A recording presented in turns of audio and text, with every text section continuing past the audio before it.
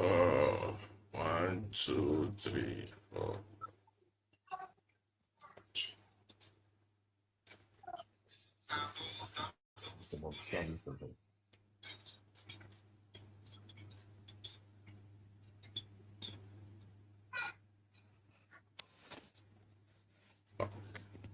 Okay, we're live. Okay, welcome. Good morning, good afternoon, good evening, all over the world, wherever you are. Welcome to the Movement Radio, where we discuss interesting issues, interesting package. And today we are here again. We have all the crew members, everybody ready, well seated, and ready to for a smooth ride. And you are all welcome wherever you are in all the platforms that we have. Twitter, Facebook, X, Twitch, and all other social media platforms that you are streaming from. You are all welcome. This is Abdullah Talisu from Abuja, correspondent of the Movement Radio, and I hand over the mic to our brother from Lagos. Thank you so very much indeed, ladies and gentlemen, compatriots and well wishers of the Nigerian and African project. We greet you very respectfully from wherever you may be tuning in to our broadcast for today. As we have promised last Tuesday, here we are again, streaming live and direct, and we are poised to get you wholesome content and to analyze very fantastic articles for you to get informed and to become conscientized towards our collective liberation. And the Movement Radio is very much clear in its mission to change narratives and, of course, set the record straight. And I am so glad, alongside other panelists here, and I look forward to the participation of the Nigerian people to pick up the mic and speak across all platforms. We are, we have given our audience, choices to make, in terms of joining us across all platforms. Just have to cherry pick which one. But when it comes to interaction or perhaps getting in touch with us, it is X that we have indeed dedicated. Our audio broadcast on X is live. Please opt in and let's have this discussion. Feel free to pick up the mic and we will get the conversation started. And on that note, I pass the mic to the Movement Radio Chicago. Then we would get things started. Yeah, good morning, good afternoon, good evening, everybody. It's east, north, southwest, wherever your geographical location is. Good morning, good afternoon, good evening. Welcome to another edition of the Movement Radio. Today we've got interesting opinions by Nigerians who are concerned about the liberation of the Nigerian people.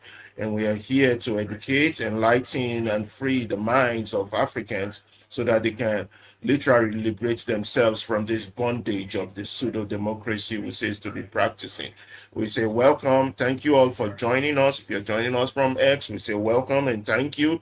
If you're joining us from YouTube, we say welcome and thank you. If you're joining us from TikTok, we say welcome and thank you. If you're joining us from Instagram, we say welcome and thank you. Please, you can participate by leaving your comments, your likes, dislikes, addition, subtraction in any of these pages that we have open for you. We are now live on all medium. Please leave your comment. We will read them, share them. We thank you for being a strong participant in this struggle to free the Nigerian people from the hands of rapacious evil men that have captured our government. Welcome to the Movement Radio. We are an alternative source of news media. We don't do news, we don't do headline, we don't regurgitate what the oppressors and the ruiners of the countries have to say. What we do is give informative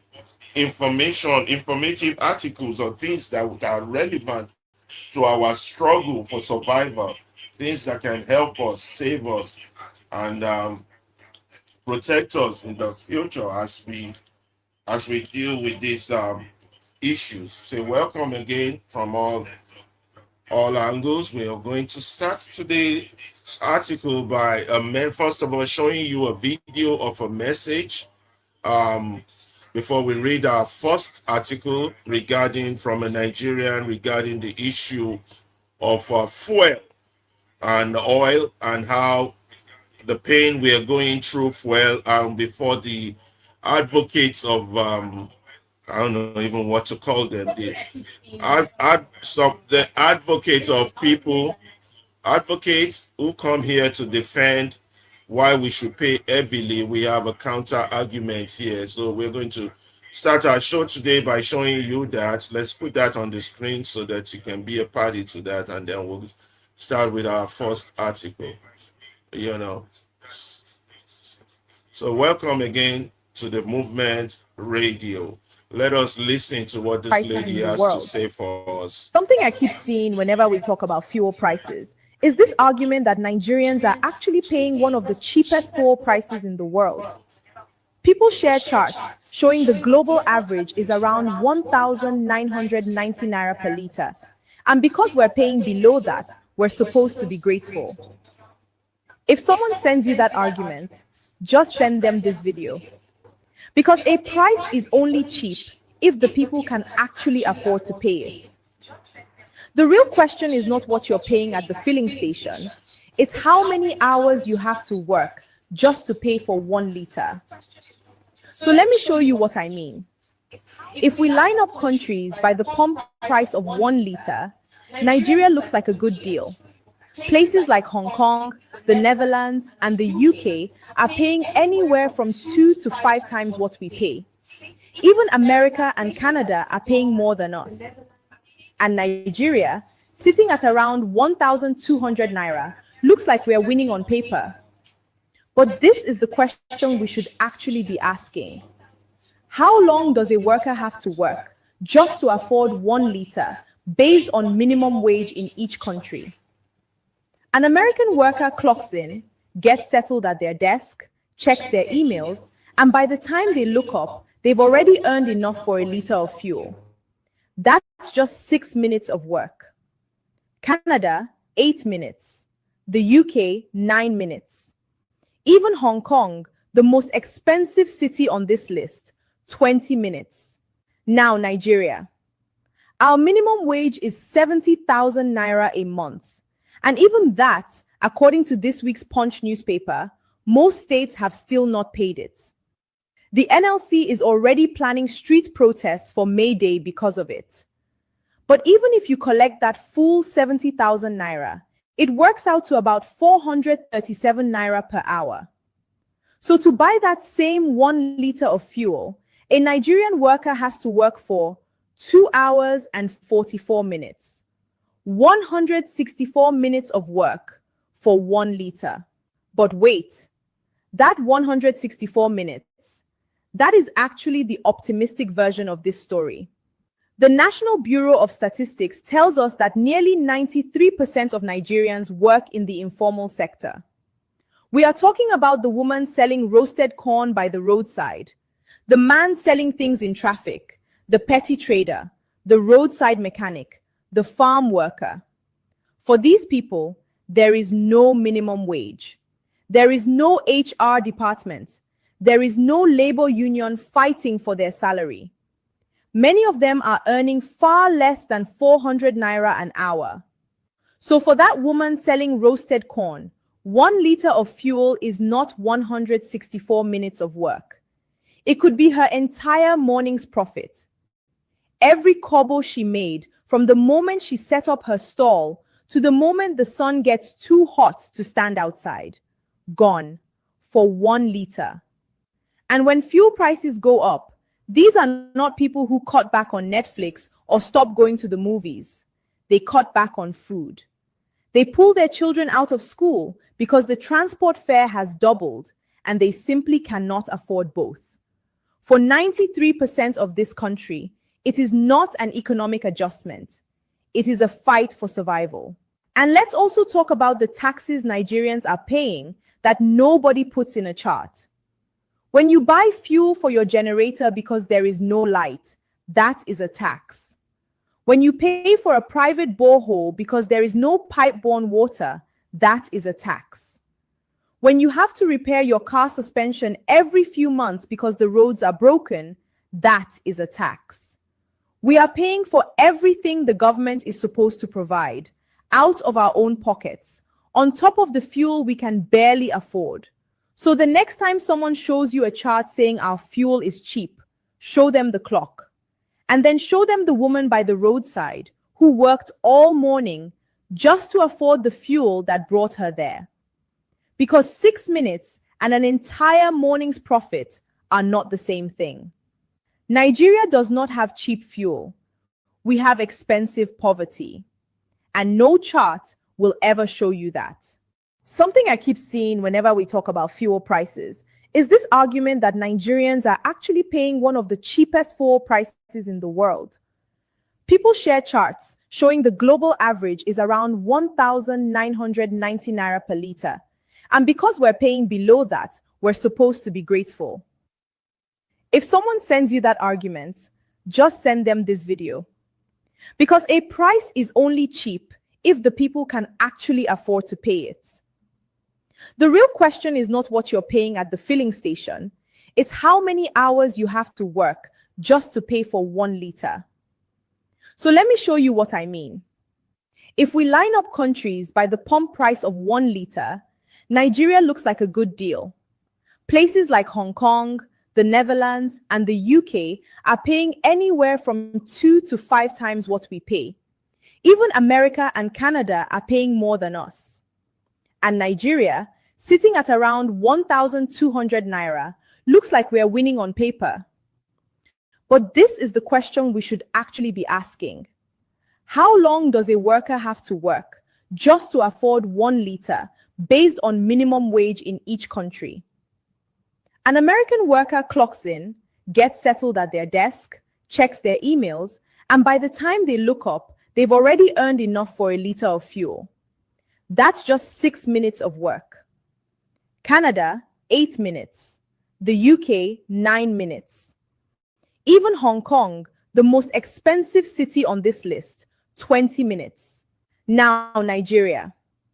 Our minimum wage is 70,000 naira a month. And even that, according to this week's Punch newspaper, most states have still not paid it.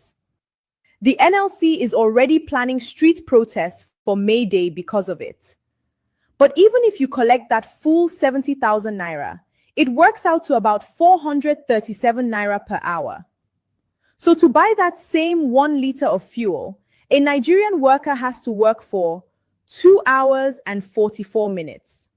164 minutes of work for 1 liter. But wait, that 164 minutes, that is actually the optimistic version of this story. The National Bureau of Statistics tells us that nearly 93% of Nigerians work in the informal sector. We are talking about the woman selling roasted corn by the roadside, the man selling things in traffic, the petty trader, the roadside mechanic, the farm worker. For these people, there is no minimum wage. There is no HR department. There is no labor union fighting for their salary. Many of them are earning far less than 400 naira an hour. So for that woman selling roasted corn, 1 liter of fuel is not 164 minutes of work. It could be her entire morning's profit. Every kobo she made from the moment she set up her stall to the moment the sun gets too hot to stand outside. Gone for 1 liter. And when fuel prices go up, these are not people who cut back on Netflix or stop going to the movies. They cut back on food. They pull their children out of school because the transport fare has doubled and they simply cannot afford both. For 93% of this country, it is not an economic adjustment. It is a fight for survival. And let's also talk about the taxes Nigerians are paying that nobody puts in a chart. When you buy fuel for your generator because there is no light, that is a tax. When you pay for a private borehole because there is no pipe-borne water, that is a tax. When you have to repair your car suspension every few months because the roads are broken, that is a tax. We are paying for everything the government is supposed to provide out of our own pockets, on top of the fuel we can barely afford. So the next time someone shows you a chart saying our fuel is cheap, show them the clock. And then show them the woman by the roadside who worked all morning just to afford the fuel that brought her there. Because 6 minutes and an entire morning's profit are not the same thing. Nigeria does not have cheap fuel. I think the video is on repeat. I think we've done justice to it. People share charts showing the global average Okay. around 1,990 naira. No problem. And because we're paying below that, we're supposed The video is still Perfect. playing. No, Okay, okay. It's off now. Okay. Now So, we're going to move to our first article. Yeah, your Absolutely. side. Ibukun. Yo, thank you so very much. We are moving straight away to our first article for today. Just a minute. And the title is indeed the title of this of today's broadcast. Okay, so the silence that built our God, our gods. Let me just quickly read through it, the entire thing, and we would now break it down using the summarizer. Then that will be that should set the tune. All right, the silence that built our gods. Why Nigeria's culture of quiet obedience is not African culture, and why it must end. A leader is not born a god. A people built him one, brick by brick, silence by silence, and then kneel before what their own quiet hands assembled. I mean, the throne we built with our own silence. Somewhere between independence and today, Nigerians were taught a lie so effectively, it now passes for wisdom. That keeping quiet is the mark of a well-raised person, that questioning a leader is disrespect, that patience is a virtue, even when patience is a thing being exploited. This lie has a name. It calls itself culture. It is not culture. It is conditioning, and there is a difference between the two that this country can no longer afford to blur. Consider the mechanics of what actually happens when a citizenry goes quiet. A governor is not born powerful. He becomes powerful in direct proportion to how much scrutiny is spared. A president does not seize impunity. A silent public hands it to him. Installment by installment, every time an outrage passes without consequence. Divinity in Nigeria politics, it's not conferred by God. It is conferred by the absence of a question. Make a leader answer for nothing, and in time, he will begin to believe he holds nothing. And it will be right, because a people who do not act are a people who have already answered. Here is a quote. If you make a leader a god, he will act like one. If you make him unanswerable, he will act like a servant. The choice, uncomfortably, has always belonged to the people, not the palace. The first subheading, the myth of the silent African. The most dangerous part of this conditioning is the claim that it is traditional, that our ancestors were quiet, differential, unquestioning of authority, and that a properly raised African child inherits that same closed mouth. This is historically false, and it is worth saying so plainly, because a lie about where we come from is being used to control where we are going. Pre-colonial Yoruba governance built accountability directly into the architecture of power. The Alaafin of Oyo, however, exalted, did not rule alone or unchecked. The Oyomesi, a council of chieftains led by the Bashorun, held real authority to challenge royal decisions, and in case of grave misrule, could compel the king's removal through ritual means. An extreme but unmistakable statement that no throne in that system was above judgment. A second institution, the Ogboni Society, functioned as a further check, a body of elders with religious and judicial standing, whose role was to hold even the chieftaincy accountable to custom and communal welfare. Power in that system was never a monologue. It was checked, questioned, and when necessary, withdrawn. Travel east and the picture sharpens further. Igbo political tradition famously produced no centralized monarchy at all in most communities. Decisions moved through councils of elders, age grades, and title societies, a structure historians and political scientists have long pointed to as one of the more genuinely participatory systems on the continent. The idea that obedience to unquestioned authority is our inheritance does not survive contact with our own history. What we actually inherited was a habit of holding power to account, a habit that colonial administration worked hard to break, replacing councils and sheikhs with single, unaccountable district officers and warrant chiefs answerable only upwards, never downwards. Military rule after independence finished the job, criminalizing dissent and training generations to associate a raised voice with danger rather than duty. So when a Nigerian is told today that questioning leadership is an un-African, disrespectful, or Western import, the accurate response is not defensiveness, it is correction. Silence in the face of misrule is not our culture.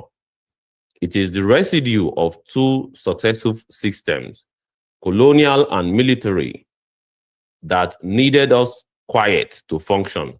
And it has outlived both of them because no one has formally dismantled it. The next subheading, what the silence has cost in numbers. Abstractions are easy to dismiss. Data is harder. Nigerians' own institutions and independent monitors have spent the last 2 years documenting in granular detail what a culture of unaccountable leadership actually produces. Public trust has not merely eroded, it has collapsed. The Africa Polling Institute 2025 Nigeria Social Cohesion Survey found that 83% of Nigerians expressed little or no trust in federal government, with comparably grim figures for the National Assembly and the judiciary. The lowest confidence level recorded since the survey began tracking these numbers in 2019. Transparency International's 2025 Corruption Perception Index scored Nigeria 26 points out of a possible 100, ranking the country 142nd of 182 nations assessed. A slide from the previous year and a score that has now stagnated for 2 consecutive cycles despite repeated government pledges of reform. Nigeria sits well below the global average score of 43 and behind more than 30 other African nations. Afrobarometer's most recent rounds of surveys, covering 39 African countries, found trust in a political institution weakening across the continent, with parliaments, political parties, and local government councils trusted least of all. And the same Search Network's 2024 Nigerian Dispatch found that a majority of citizens say government treats members of their group unfairly, at least sometimes. A separate Afrobarometer Round 10 summary recorded that only 13% of Nigerian citizens say the electricity supply works most or all of the time, and found that the share of young Nigerians who say they have thought seriously about immigrating has tripled since 2017. Even press freedom, the mechanism by which a public is supposed to learn what its leaders are doing, has been under sustained pressure. Reporters Without Borders ranked Nigeria 122nd of 180 countries in its 2025 World Press Freedom Index. A 10th place fall attributed to governmental interference, harassment, and arrest of journalists, including cases in which reporters were detained simply for publishing stories that embarrassed powerful officials. The 2026 index showed a modest recovery to 112th, but Nigeria remains, in RSF's own language, among the more dangerous countries in the world for journalists, with a cybercrime law still routinely used to intimidate the press. None of these numbers describe a leadership class restrained by an alert citizenry. They describe the opposite: institutions that have learned correctly that very little will happen to them if they underperform, because the cost of public silence is paid quietly by ordinary people in the currency of blackouts, stolen gadgets, and diminished futures, never by the officials responsible. The psychology of manufactured God. There is a reason silence is more comfortable than confrontation, and it deserves to be named honestly rather than moralized away. Decades of military rule taught Nigerians, sometimes through direct violence, that visible dissent could cost a career, a freedom, or a life. Economic precarity teaches that same lesson daily in a gentler register. A citizen surviving hand to mouth has little appetite to add a confrontation with power to an already overloaded list of daily battles. And a certain reading of religious fatalism, the idea that all authority is divinely permitted and therefore not to be challenged, offers a confronting exit from the other work of civic responsibility. Each of these pressures is real. None of them individually is shameful, but the accumulative effect is a citizenry that has, without a quiet deciding to, outsourced its judgment to the very people it should be judging. And leadership, like any human behavior, expands to fill the space it is given. Tell a man enough times through your silence that he is untouchable, and he will eventually stop performing restraints, because restraint was never his idea. It was supposed to be yours, expressed through the pressure of an alert public. Remove the pressure and you will remove the restraint. This is not a mystery. It is physics applied to power. There's a quote here: a God is not created by worship alone. A God is created by the absence of anyone willing to ask him an uncomfortable question. Proof that the noise works. It would be dishonest to write an essay about the cost of silence without acknowledging the clearest counter evidence Nigeria itself has produced. The moment when citizens refused to be quiet and power moved because of it. Afrobarometer own 2024 Continental Report cites Nigerians' EndSARS mobilization, organized largely through social media and sustained street pressure, as a case study in ordinary citizens compelling institutional response through coordinated, persistent voice, standing along a small number of similar episodes elsewhere on the continent. The lesson of that moment was never that noise alone fixes governance overnight. It does not. And the underlying grievances that produce it remain largely unsolved years later.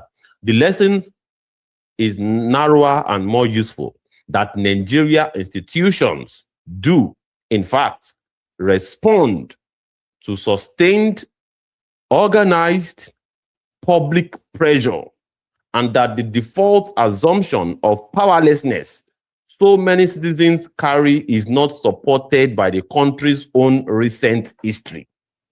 Silence is a choice being made every day by people who have already demonstrated at least once that they know how to do otherwise. What this demands of you specifically, it is tempting to end an essay like this, like with a general appeal to hold leaders accountable, in quote, and leave the mechanics unstated. The vagueness is itself a form of the silence this essay is arguing against. Accountability is not a mood. It is a set of specific, repeated actions, and a serious citizen owes the Republic several of them. Acts and acts again in public, budget, contracts, and constituency projects in Nigeria, and in principle, public records, requesting them, sharing them, and asking local officials to explain discrepancies is not rebellion. It is the ordinary maintenance work of a functioning republic. And it becomes powerful precisely when it becomes common rather than exceptional. Document rather than merely complain. A grievance that lives only in conversation dies in conversation. A grievance backed by dates, figures, and sources becomes evidence. The raw material journalists, civil society organizations, and court can actually use. Organize rather than individually endure. Let me state that again. Organize rather than individually endure. The Oyomesi worked because it was a council, not a lone objector. Isolated complaint is easy for power to ignore. Coordinated, sustained pressure from associations, unions, professional bodies, and community groups is considerably harder to outlast. Vote as though it is a job interview, not a coronation. A ballot cast out of ethnicity, ethnic loyalty, religious sentiment, or resigned habit is a ballot that has already forgiven every future failure in advance. Interview the candidate on record, on promises, on delivery, and treat the vote as conditional, not devotional. Refuse the language of deification. Every time a title is inflated into worship, every His Excellency, in quote, spoken with the reverence due a deity rather than a salaried public servant, the psychological distance between the leader and accountability widens by every inch. Language shapes posture. A public that speaks of its officials as servants will eventually start treating them as servants. A public that speaks of them as gods has already written the excuse for their impunity. a culture worth reclaiming. None of this is a call to import a foreign model of protest or borrow someone else's definition of citizenship. It is closer to the opposite, a call to return to what was actually indigenous, because colonial and military rule flattened it. Councils that checked kings, elders who could withdraw legitimacy, communities that understood power as a trust that could be revoked, not a birthright that could not be questioned. What is being asked of Nigerians today is not a new culture. It is the old one recovered. There's a version of this country in which a leader who fails to deliver electricity, security, or basic justice is met not with resignation, but with the same unambiguous pressure the Oyomesi once brought to bear on an Alaafin who had lost the confidence of his people. That version of Nigeria is not a fantasy. It is a memory. The work in front of this generation is to make it a practice again. And here is the closing word.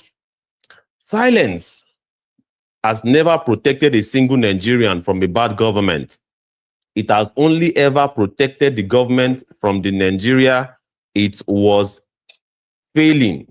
If a leader becomes a tyrant, examine first what the people around him were willing to tolerate, explain away, or simply not ask about. If a leader becomes accountable and effective, examine what pressure made that outcome the safer, easier choice for him. Man was not built to watch oppression in silence. Every tradition this country actually descends from proves it. The only thing standing between the Nigeria that exists and the Nigeria that is possible is the question a citizen is still too afraid, too tired, or too convinced of his futility to ask out loud. Ask it anyway. That is the article. And the unfortunate thing here is I could not even see the writer of this article, but it is very solid and powerful. And well, we have the summarized version that I think we can. It doesn't give us the name of the writer, because a very detailed article that we need to give credence to whoever wrote this. Did you check there whether the writer's name is on top? It is not on top, unfortunately. But we indeed salute the writer of this great article. It's a very solid article. The silence that built our God, and that is the foundation of our current pragmatic state. Yeah. Yes, absolutely. So am I doing the breakdown, or is it Abdullahi?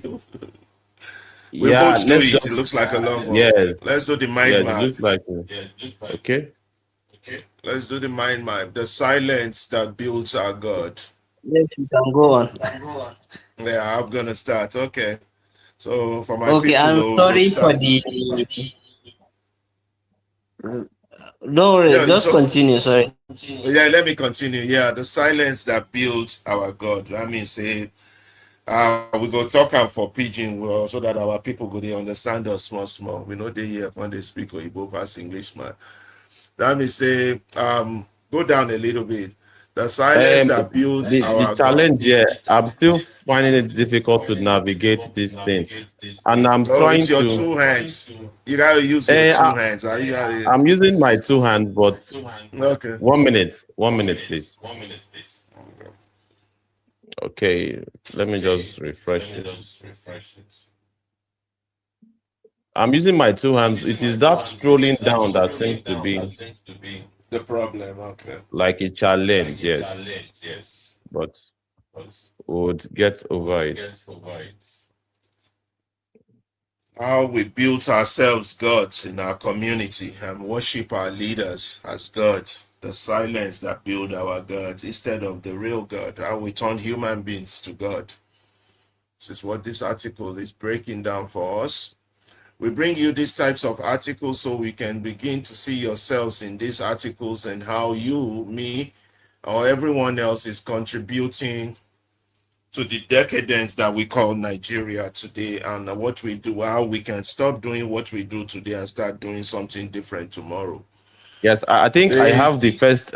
Yes. lie, I got you. So the lie of a quiet obedience is it's telling us basically say that it is a lie that says that our culture say we must always obey, just obey people with the authority. It is not an African culture, but a conditioning that was imposed on African culture. Conditioning meaning that the way we were bred or trained, the way we were structured, we were engineered, you know, to believe that when we are quiet, it's an African culture. This all started from which that it is not an African culture to not to question leaders, that if we question our leaders, we they disrespect them. This one no be disrespect. And the fact that there is patience within our culture, it has now become a thing of exploitation, whereby our patience is now being exploited as a people to infringe terrible things upon us. Oh, my pitching is very bad. The mechanics of silence.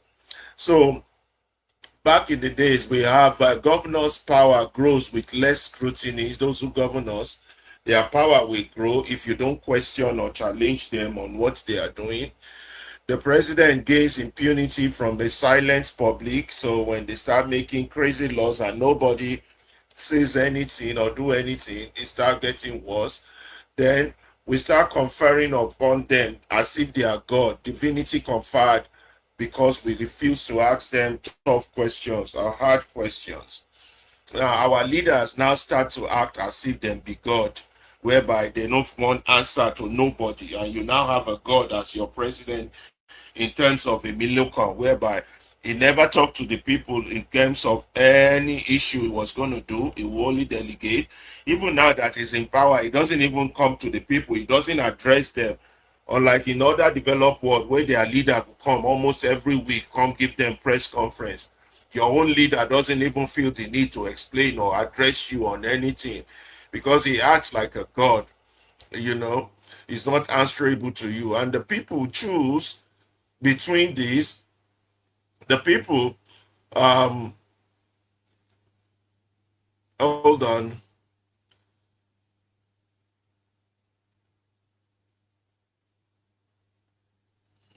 You have to keep the stage stable, like you're moving it. I can't see.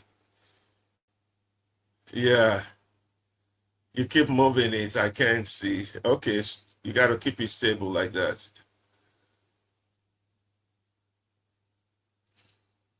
Hold on. Okay, leave the stop moving the mouse. Just leave it like that. Yeah, the people choose between God or a leader that comes to serve them. So when you put someone in leadership or you appoint them as your leader, you don't treat them like a god. You treat them like somebody who is working for you, basically. So the myth of the African silent African, the myth of the silent African, that is a myth. A myth means that it is not true. It's not real that Africans are silent generally. Generally, there's a claim that our traditional our tradition is quiet, that our ancestors were quiet. This is false. This is not true. They used to be in control and they used to be very vocal in control of the future direction which they go. Now, the African governance splits into two forms. The Yoruba governance, we will talk about the Yoruba governance and we'll talk about the Igbo governance. A good example of a good Yoruba governance will be the Alaafin of Oyo's method, where power is not made to stay without it being checked. They have a group of Oyomesis. Those are the ones, the councils that challenge the royal decision, even if when we have royalty and kings back in our tradition. So, and then the Ogboni society checked the chieftaincy of the Oyomesis, and then power checks upon power. So therefore, there is no silence, and it's filtered down from the people. Power was checked and questioned and withdrawn, at least within the Yoruba governance system, according to our culture. Then if we look at the Igbo, if we did go look at the Igbo one too, you go see say that in the Igbo society, power was not centralized. There's no centralized monarchy in most of their community.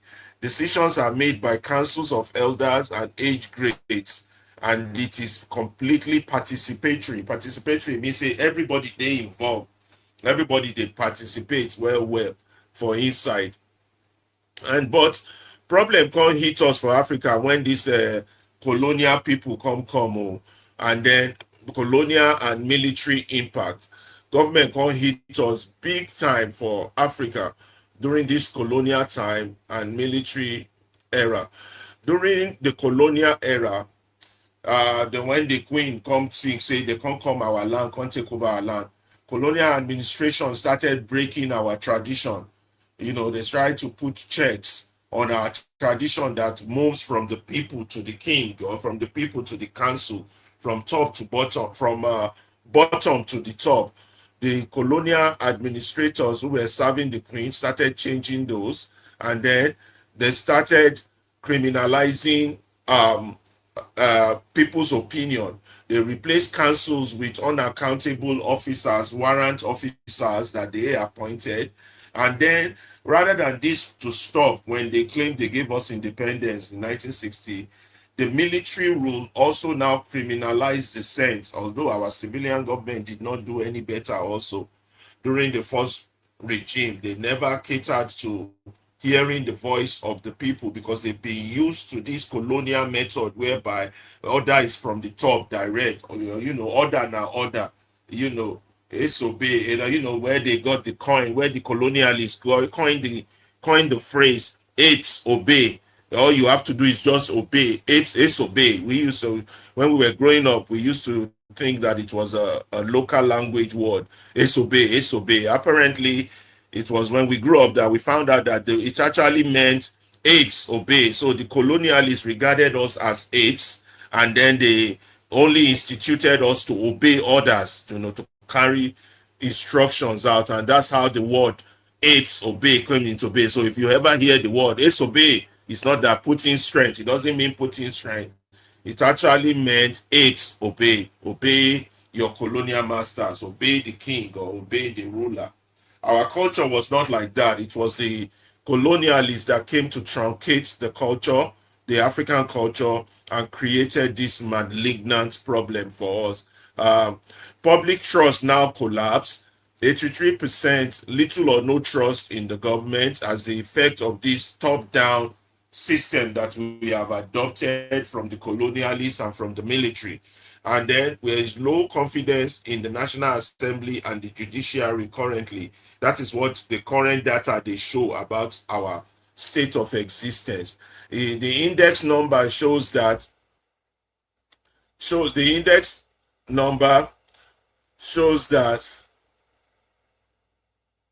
this might try to get me blind by moving the slide too often.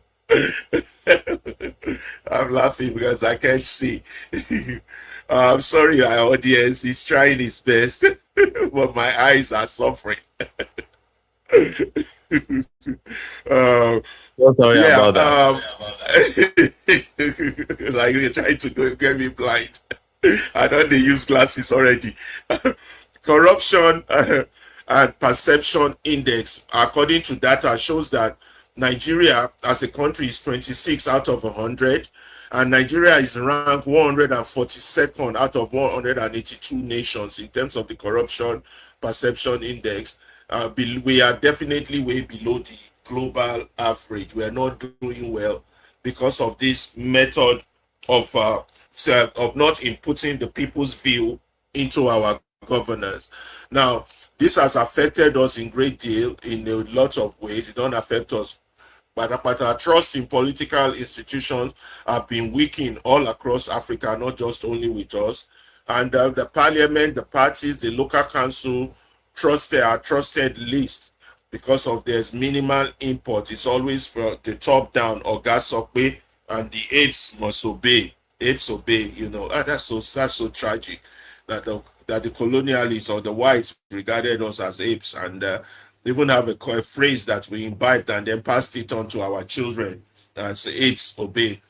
Now, unfair government treatment started resulting from all this method of discarding the populace. Majority feel that their group were treated unfairly.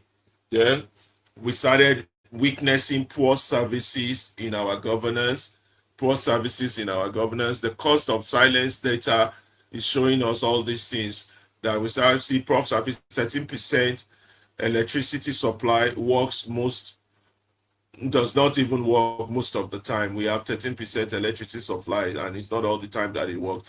Young Nigerians have basically decided to leave their own father's land or their mother's land to go to another man's country just to survive. These are the impact of moving away from our culture of bottom up, whereby leadership is held accountable to adopting this colonial system of top down, which is the king or the queen of England is saying, and you, the African, you must obey because you're nothing but an ape. You're nothing but an ape to them. And this has continued to affect us up to today. And then we brainwashed to think that we cannot ask questions. So what we are saying now is that, proof that the noise works. Now, if we look at our current history, we will see that if you make a lot of noise and demand, you can see that it works. During the NSAS mobilization is a case study. Even though the people didn't get what they want fully, but at least there was some reaction from those in governance, even though most of those reactions were false. Now, the citizens are compelled institutional response. That's the only way you can, if you make noise, it's the only way you can get institutions to respond to your demands of no water, no electricity, no justice. If you keep quiet about it, if someone is giving a bad judgment in the Supreme Court and none of you is calling out the name of the judge or calling their names out, this will continue. If they don't have water, nobody is calling out the Minister of Works. If there's no road, nobody is calling out the governor. Nobody is calling out the chairman. Your problem will just continue and multiply. Now, the false assumption of powerlessness is false. In our head, we always believe we are powerless. We act like little children, like we don't have power or authority or anything to change our own destiny. Yes, we do. We just have not been exercising it. And so what this demand is that the following things we have to start doing going forward. We have to start asking questions. We have to start documenting grievances. We have to start organizing, and we have to start voting wisely. To ask questions, we must publicly ask questions, and you repeatedly ask questions. Not the type of stupid questions people like Shehu Okibaloye are asking. No, that those ones are not journalists. Those ones are political hack jobs. Not those kind of questions. You ask questions relevant to your survivor. So why is there a fake agency in a government? Why is money disappearing? Why is 9 trillion still being paid for oil subsidy that you said you removed? Why is the money not in education? You have to ask questions repeatedly for you to have a good country, not serve as a tribal bigot, asking tribal questions that will incite tribal hatred, and you call yourself a journalist or a Nigerian or a person, or you go on media to talk. You have to request for budget, for contracts, for constituent, what number was awarded, what was spent, by who, to who, when was the payment made. These are your rights to ask, not for you to just be quiet. And apart from that, you have to start documenting. You document grievances. You back it up with dates, with figures, with the source. If somebody said they gave you so, they gave this local government so money today, you document it, you back it up, and you make it become evidence. You submit it to journalists, or you submit it to civil society organization or to the court. This is how a society works. not just by coming on the internet and giving your rants and speaking Oyibo past Englishman, just rant away. The government is bad. The government is. But what are you doing to help save the situation? You have to organize. You have to put coordinated pressure from groups. That's why you have the Nigerian Student Union, Nigerian Student Association. You have the Nigerian Labour Congress, Nigerian Bar Association, Nigerian Journalists Union. What are all these people doing? Nigerian Judges Association, Christian Association of Nigeria, Muslim Association of Nigeria, if there is one. What are all these people doing? But everybody wants to point and say, oh, Tinubu this, Tinubu that. What are you? Are you like the police commissioner who goes to a APC campaign event? You know, this should not be happening. Such a man should be called out. His position should be taken away from him. He should be dismissed, because he should not be seen at the, what do they call them? The village boys or the country boys, city boys. You know, a police commissioner. That means your loyalty is not even to the law. Your loyalty is to a party. Such a man should be dismissed immediately, and there's nobody, no journalist or Kiboloye should be calling for this dismissal. But no, it's going to be asking stupid questions about that is what we are dealing with now, bringing 1966 to 2026. These are the type of stupidity of our educated people, you know, not doing the right thing. Those even discussing on X and Twitter, these are the wrong discussion. If the whole discussion was on the dismissal of that police commissioner that showed up at that party rally, the whole world will hear and something will be done about it. Just like Sowore shouted that the inspector general who got the inspector general's office should not have gotten that office. Eventually, they have no choice but to remove him. Sowore keep going to God, keep shouting. This is how a citizen behave. Not all these other ones that just go, yeah, my brother, yes, your excellency, my brother, you know, bowing down to power. You question power. No, not that all the rubbish nonsense the likes of VDM too are doing. You question power, you bring authority to the fore and hold them accountable. Now, it comes now to the issue of you organize, coordinated pressure, you isolate complaints. Isolated complaints are ignored. Make sure they are not ignored. Then you vote wisely so that you can move forward to have a better nation. If you all don't do all these things, you're never going to have a great nation to give unto your children. You all will be running away from your country and going to go do, and you have a master's or doctorate degree, be cleaning plates in a white man's land and washing dishes as if you are inferior human being. That's because you didn't do what God gave you to do. God-given duty to do, not to be silent. And don't let them bamboozle you. Say it's our culture to be respectful, to be patient, to be silent. That's nonsense, because the white man came and tried to change our culture, and we're trying to get you back to the originality of your blackness, of your Africanness, which means you question the king, you question the council of elders. That is how our community progressed in the past, until the coming of the colonialists, and where they messed everything up, took our brothers and sisters as slaves, and they are still taking our resources away to their country because we remain stupid, silent, and quiet. These are the type of things we bring to you on the Movement Radio, because we are trying to change your mind, change what you've been taught, reorientate you to better life. So when we find things that are out there that are positive like this, we will bring it to you. Now, it is now left for you to take it or imbibe it. You can pretend to be sleeping all you want, but we will tell you the sun is rising. You need to get up. Thank you. I think that's the last one on that. Yes, that is the last part of the. But I think Mr. Salisu will have a comment. I think you have done justice. You have done brilliantly, and just Mr. Abdullahi, please proceed. Mr. Alaba did a wonderful job on this article, because the article is actually indeed all-encompassing. And just to say something very obvious, the article belongs to Movement Radio. Actually. Wow, really? Really? Yes, it belongs to Movement Radio.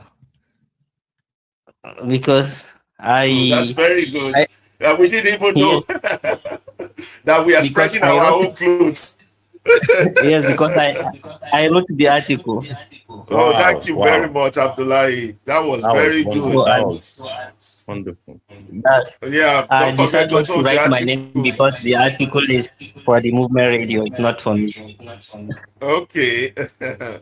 That's very good. That's Okay. very true. Thank you And the so much. article comes from one part of something that I just from the last edition of the show, because I started writing the article long ago, but the last on Tuesdays, that the articles we read on Tuesday just makes me to okay, this thing needs to be out because I within this year we visited some politicians and some of their statements is what makes me to give the article the title like the silence that help us to create those gods, that's to build those gods, Mm, because mm, they are not just humans, they are not just leaders. What they behave and how they behave and what they believe, they are just like demigods. mm, Because there was one of them that we visited, and they look, if you look at the channel you have to pass through to get to that person, you mm, will be you will like feel like, is this human being like me? And then their statement and their utterances are like, they will even ask, are you not even afraid? So why should I be afraid of you, fellow human like me? mm, And all they feel that way is because of what we give them that opportunity to be there. mm, Because as we give them the opportunity to be there, and they act like gods, and we are the one who create them. Because anytime they did something, nobody questioned them. Just like God, that okay, God created the heaven and the earth. The God created me. God created me a black man, so I have no any other option but to accept who I am. So that's the same thing we do with our with our rulers, because they will do things and everybody will keep quiet and accept it. Look at how many billions budgeted for what, building mosques and churches in Nigeria. Is that what we need at this moment from the federal government cover? If you look at all, that's why sometimes it will is disheartening for you to go through the headlines of the news. Because why wouldn't the people be asking questions? Why didn't the people organize themselves, take collective actions? These are people you elect. These are people like you. Maybe one of them is your neighbor before he jump and escape and be where he is. And you make him to be like that. And he is behaving as if nobody will question what he is doing. Your councillor is at the top. Your chairman is somewhere else. Your House of Reps member don't even care. Your governor is there. He's in charge of the state. Is what he wants. That's what will happen in the state. Once a family is in the helm of affairs in this country, then that family becomes something else. Nobody will question their decision. They will behave the way they want to behave. And all as the result of our silence. All as a result of our silence. So that's why when Mr. Yaba is just like everything is coming out. Because these are things that we allow it to happen. If we continue to allow it, then instead of us being citizens, we are slaves. Because it's just like between the master and the servants. They will just command from the top and then we answer. And you can't say, okay, why should I do this? You say, okay, we should buy fuel at so price. Why should we buy it? Give us a reason for it. You said, okay, the only means if you want to go to university, if you don't have the financial, the deep pocket, okay, the rest thing is go and access student loan. Why should I access student loan that is very difficult to access? How much knowledge, how much information have you given to the people regarding this? Why should you said, okay, you are using 1 point something trillion for road construction. Why are you using that amount of money?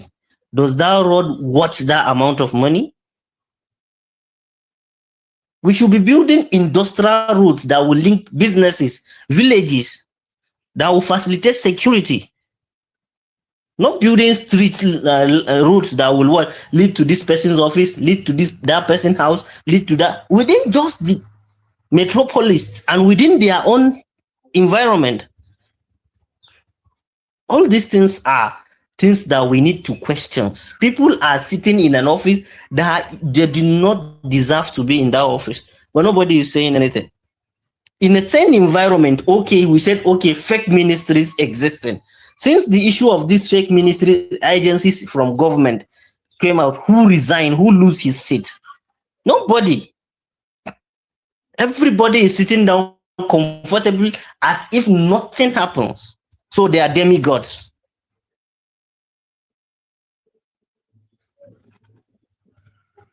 Nobody will question what they are doing. So it's quite unfortunate. It's quite unfortunate. They want to be worshipped. Look at the young girl that died in the Mai's house, and still nobody is raising issues to have him arrested. Nobody is asking. And even the minister, yes, David, look at what happens to one journalist. Just because he's asking questions about the projects they are awarded. So by the slightest provocation, if you decide to question them, then that's where you will be. They will start picking you up. So they are gods. They decide when you live and when you die. So what should we be, if people want to join in or talk to us about it, what should be the question we put to them? Our leaders gods, or I don't know. What do you think, Abdullahi? Can we frame a question for people who want to contribute if they join in the talk? Don't forget to announce to them where they can join. No, they are already. Our Twitter page is already live and direct, and we have 3 listeners right now on the audio. Okay. On the audio, and they are hearing. They have been listening all the way since the beginning of the show. Yeah. So good. So let's just. What are we framing as the question for them to discuss on? Do we consider our leaders as God? I think we do. The likes of calling people excellency, your excellency, sir, we do. You know, I've been telling you about this sir thing. It's just too much in our culture. We have turned respect into something else. We have now turned respect into cringing, into slavery, into. So what should we frame in case anybody want to grab the speaker? They can join. They can comment. This is a radio station that allows you to talk back. This is not just a Soro Magbesi. We basically here we take responses. So join us, talk, respond, pick up the mic and ask questions. But this is a very good article, and Abdullahi, you did a good job. Don't forget, put Abdullahi's name on that. Please request for the mic. Requested for the mic, but he dropped, but he's back now. Please pick the mic. Was Ohaye the one we gave? We gave VIP pass to the studio. No, that was the African Wahala. Oh, okay, yeah. If Ohaye to prove himself, he might get that. Let them talk. He's about to come up. He's requesting already. Yeah. Okay, let the people talk. We'll be quiet for a while. Yes, Ohaye. Please proceed with your contribution. Oh.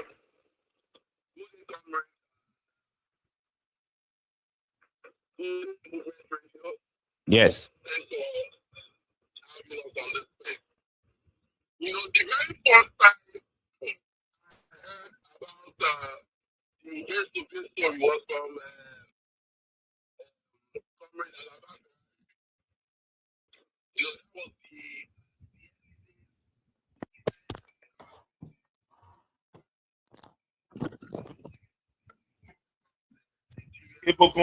We can't hear him clearly. Can you adjust the microphone? Yeah, please proceed, OI. If you can speak up a little bit. He's driving actually, so yes, I can sense that. But proceed, OI. So that was the very first time I heard when Comrade Alaba from the movement radio explained it as it's not for me. Obey, you obey. When it is like that is when I was taking it. So then, oh, no, it was okay until get to our space that day and broke it down. Yeah. So we all aim for and we all need to say this aim for being. I think a lot of thoughts that was read out, and I love that article. I hope I can get that article. That article you read out, Liberation Chat. If I can get that article, I would appreciate it. It's quite an amazing. And also the voice that spoke up, that broke down the taxation, the fuel, Nigeria, the cost of fuel in Nigeria is the cheapest. Is one of the cheapest in the world. I love that analysis. If I can get, let me speak to myself. If I can get that audio, otherwise it's a recorded space, so I can always play back. But I think there's a whole lot to learn from that. There's a whole lot we can learn from that. When it goes on repeat, I hope we continue to repeat it so I will not think. It's quite an analysis. So two things. I would like to get that article that you read out, like it's on chat. If I would appreciate if I can get that article.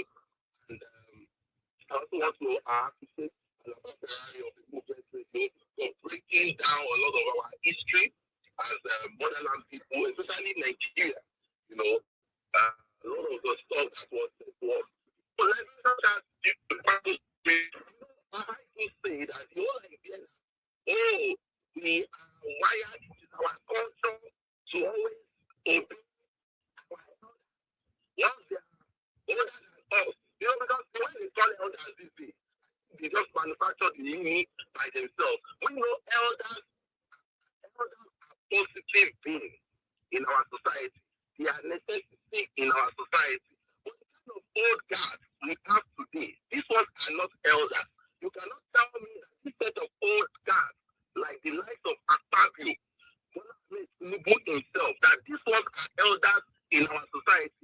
They are playing the role of elders because they do not think we can in this society. They don't care about us. They don't feel our. They have nothing to do with us. They say it to our faces. We don't make any sense to them. For example, during the EndSARS, when they asked Bola Ahmed Tinubu, the guy who became president today, they said, what will you say about what happened in the Lekki toll gate? He said, why?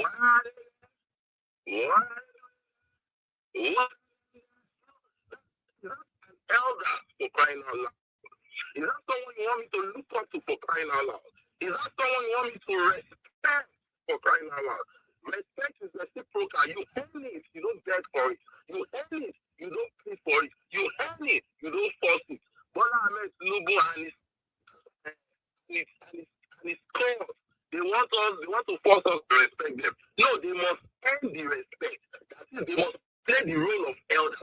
Otherwise, they are just old guards. They are not elders. And these old guards have destroyed the existence of our country. So we do not reverence them. We do not regard them. We hold them nothing other than they should pack their bags and baggages and leave our country. And they should go to wherever they want to belong to. Something that is get over. It is the African culture to just respect elders. Elders,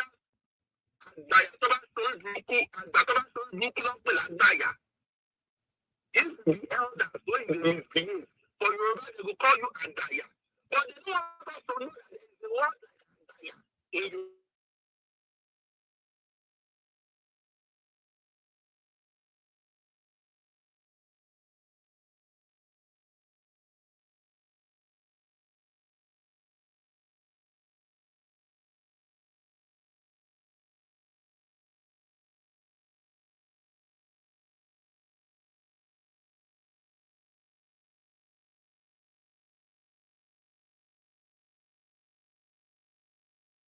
it from us. You want me to take the perspective for you? No. That's the way all these kings in Yoruba land, for instance, they want everybody to come and bow down for them. King of New land. The non-convict. So if you want me to now see him and respect him, if I don't have respect him, I'm not calling me. No. I don't buy that shit and I'm not going to fall for that shit. We will respect those that deserve respect. We will respect those that have paid the price for our life. Not for us, not criminals that found their way to power and you now want me to respect. So this kind of respect is the best I think all Nigerians should listen to learn from. So, so that we can better ourselves. And people without their history is like a tree without a root. A tree without a root, we all know. In no time. Is that how we want to end? Look at the way our people are all over. We are disoriented because we do not have people our left from right. We are not sure where we belong in the society. We talk bad, some to self-defense, some to talk because they are not in the society to guide us. We are supposed to have things we look up to so that we will not get things to put our eyes. But when in this country, when I don't have to look up to, they want to call themselves elite. Because these ones are not elite. Elite are elder. These elites are supposed to be creative. They are supposed to aspire. They are supposed to inspire. They are supposed to add value to our society. We are supposed to now bring these elders huge. We are now supposed to bring value from that institution and apply those values into the society. We take all these values, filter these values, look into what you think. Work for the society at a particular point in time. But in this case, there are no elders functioning people. We have people that have sold us out. We have people that do not care about us. We have people that would rather take a huge. We don't colonize us. Tell the rest of us the truth labor. That is what is going on. How long can we have this? How long can this continue? We must say enough is enough. Once and for all, bring their economy down and take over power that belongs to us. We are not saying here. When we talk about democracy means power to the people, nothing more, nothing less. If democracy means power to the people, it's to come and ask the Nigerian people, especially the so-called Olodo uprising. Does power belong to you? Do you have power? If you have power, can you decide who is going to be the president of our country? You realize that they are confused. They don't even know what power belongs to them. We from the conscious side, we claim to be, because we don't have any other person we want to look up to be better. So we claim to be. We, the young Nigerians, we have decided to put our legs into the shoes of elders and play the role to guide our people and not lead them astray anymore. That enough is enough. Anyone that is teaching you anything or any iota of unity is an enemy of Africa, an enemy of Nigeria in particular. If you think for once that Nigeria cannot be taken away from you, you are joking. You are joking. I don't like that I'm sharp because I'm driving. I'm so sorry. You are joking. You think you want to be preaching tribalism and you want to visit other countries, you don't want them to give you racism. You think you are comfortable in your zone to think, oh, you are this. See, if those that created your country, if they want to take it from you, it does not take them anything. And there is no United Nations or African Union anywhere that will fight for you for it. But I don't think I want to do more because of the way, because I'm actually on the road. Maybe in the course of the conversation, I can still come on board by the time I get home and still say one or two if the space has not ended. Thank you, Alaba Ferrari, Comrade Alaba, our senior brother, our elder, for hosting this space. Thank you, the Movement Radio. We are grateful to I personally am grateful to the organization for, bringing this space to us. I love what I've heard today, and I've learned again from it. Thank you very much. I yield the mic for now. Yeah, thank you very much, OIA. Yeah, you did a great job. Thank you very much for that analysis. It's important to let our people know what our original culture is, not this rubbish we've been imbibing since the colonialists came. Not this nonsense we are imbibing. Our culture does not say we should not question authorities. Our culture say that's why we have words like Agbaya. When an elder does not show himself to be an elder, we call them Agbaya. Adiyefufu More Lagba. They might have all the white beard, all the white hair, but if they've not shown themselves to be elders, and elders are the one that direct the community. We don't have elders in Nigeria. We are fatherless children, according to Dele Ogun. Fatherless children. We don't have elders. If we have elders, we won't be in this state, and our elders will speak the truth. Do you want to call someone like Gowon an elder who cannot even though he's close to going to the world beyond, he cannot even tell the truth on why he rejected the Aburi Accord? Cannot even tell the truth. Or you want to call the likes of Babangida elders, the likes of Tinubu elders, or the likes of all these people that have eaten that country dry. Don't forget, they all were educated for free in this country. All those soldiers, you look, free education, free up to PhD level, all of them. Free food, free housing. Look at what they are doing to children behind them now. They call them elders. Those in their 80s and 90s. Can you even call those ones elders? Those are not elders.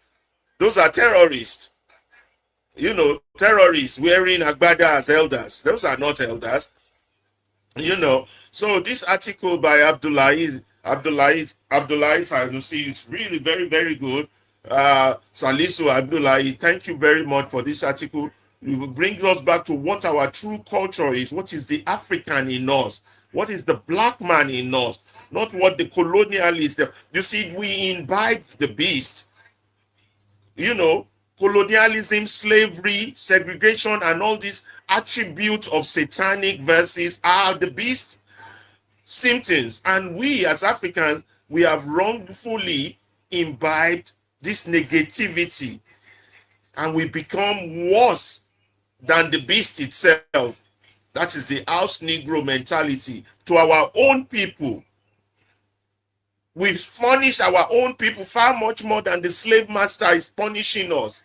So we are not all black folks are king folks. They might be black like you, but they have the blood of the devil in them. They have the blood of the white colonialists in them. In 1960, colonialism did not leave Africa. It only changed color. And a lot of our people need to know this and remember this. Salisu, thank you for this great article. Nigeria has a struggle has been mischaracterized as a pro-democracy one. It is not. There's a liberation struggle awaiting the conscience. Nigeria has been captured by the most rapacious class of evil men. Rapacious class of evil men. That's what we are trying to do to awaken the conscience of the people. You cannot be pretending to be asleep. I was listening to some X pages this morning. They were talking about the media, sharing the media. You don't have a media. Let him hear. Tag him. He is not a journalist. He's a hashman for a political party. Journalists will defend the people.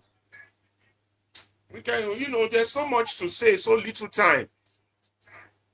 We have to wake up from our sleep, from our slumber. We have to be conscious of what is the real pragmatic reality of our lives.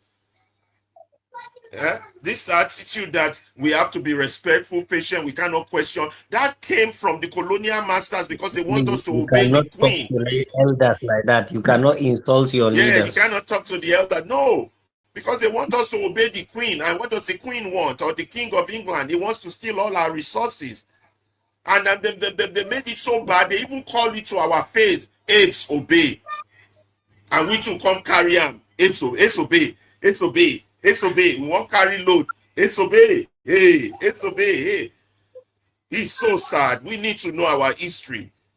Liberate our children from this slave mentality that we have imbibed. You know. So the question, thank you very much. Any other person asking for the microphone? Is the audio better now? Because the audio was echoing a lot earlier. It's better Particularly now. from when, yeah, particularly from the voice on Twitter. So that's why I'm sharing that Twitter page so that we could hear people. Any other person grabbing the microphone, Ibukun? So this is Maybe. terrible. And then, yeah, and then we have one thing to share on our picture page. Well, this man wearing a very nice t-shirt. I think he's a very fashionable man. I love that t-shirt. Can you all see that? Let Yes. me read what the t-shirt says. It says there are two types of Tinubu supporters. One, treasury looters, and two, idiots. They want you to check your bank account to see which one you are. Is everybody listening? Go check your bank account. You know, the t-shirt has said it all. No further comment. Adebanji Adeyonju said. There is no third one. The fool that wears this. The response is all in the name.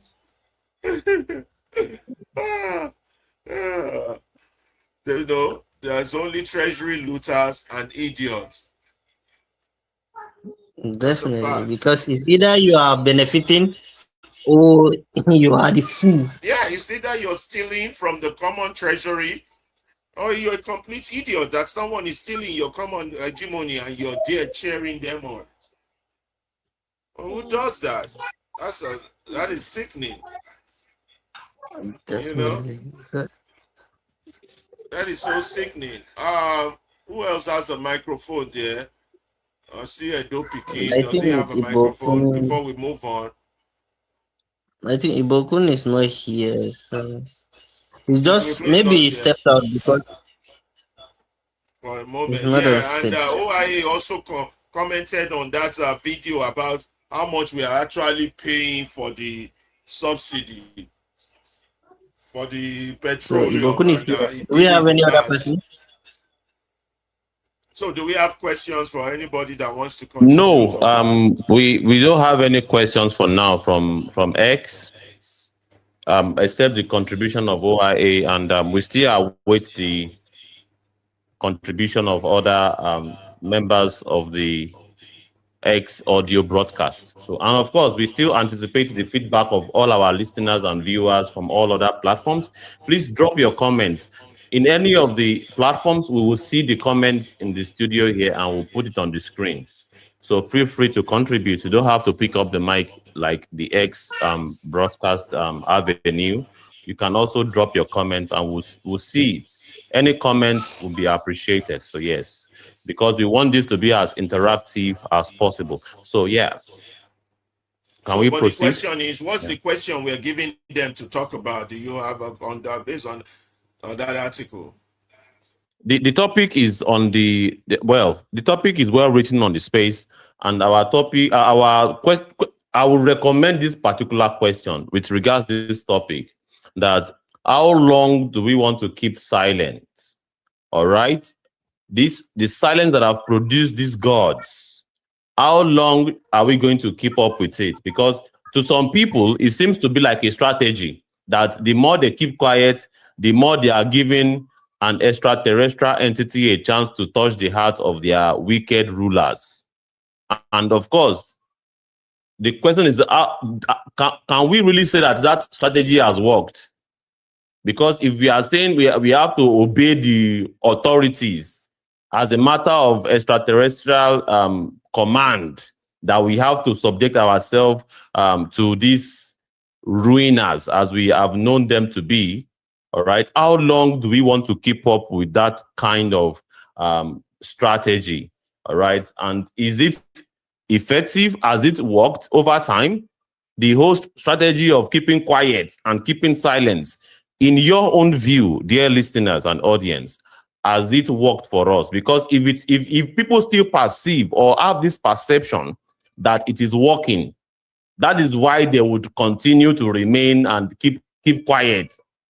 But if they have established the fact that it has not worked, despite years of keeping quiet and keeping silent, if they know that it has not worked, then they will begin to look at other strategies that they will have to explore to fix their society. So I think that question is out there, and our viewers and our listeners, everything that is being discussed here, they are indeed being carried along all the way, and it is replayable.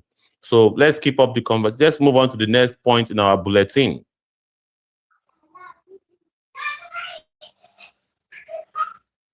So I think the next thing we want to do is to share with our viewers how a normal society works. So we will show you a video now of first let's show you a video of a girl talking about blackness and how proud blackness is. We should be about blackness. Then we will talk about a man that was killed in South Africa a while back by Stephen Biko.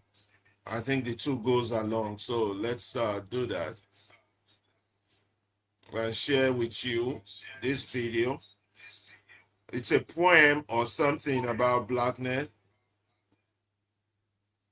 And before we do that, also let us share this message. Can somebody read this message for me, please, before we go on? Can one of you guys read? Yeah, Mr. Salisu. Can you see it? Kind of hard to see. So I can see. It's kind of hard to see. You're using. Let me read it. The greatest problem with fools is their unshakable conviction that they are wise, and that is so true.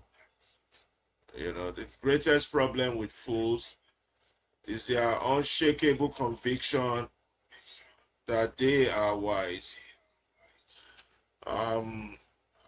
So let's go to the video now, and then we'll share something about Stephen Bantu Biko.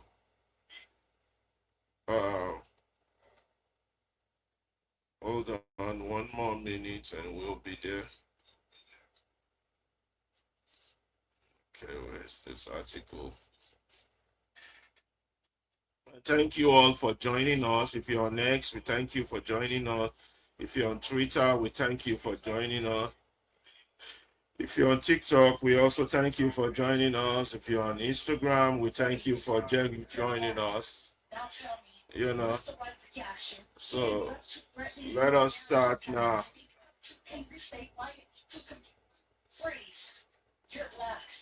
Now tell me, what's the right reaction? Hands up to threatening, hands down to passive. Speak up to angry, freeze. You're black.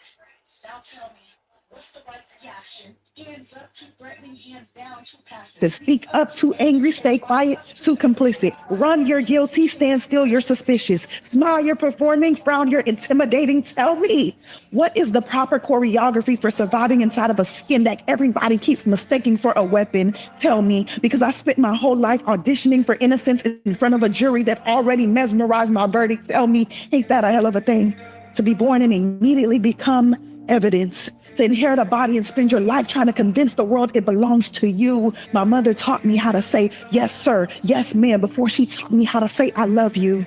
Not because she loved authority, but because Black mothers know sometimes respect sounds a lot like survival. Sometimes survival sounds a lot like surrender. Sometimes surrender is exactly what we call it when a Black person is too exhausted to explain their humanity again and again and again and again. I'm tired I'm tired of being told I'm too black for some rooms and not black enough for others. I'm tired of being othered in every room that I walk in. I'm too educated, I'm too loud, I'm too successful, I'm too articulate, as if intelligence is somehow trespassing, as if excellence requires a permission slip, as if every achievement must first survive an interrogation. Now tell me, how do you win in a game where the goalposts got legs? Being black is exhausting, where history changes clothes but keeps the same intentions, where they love our rhythm but they fear our heartbeat, where they love our culture but they criminalize our condition, where they love our music but silence our mourning.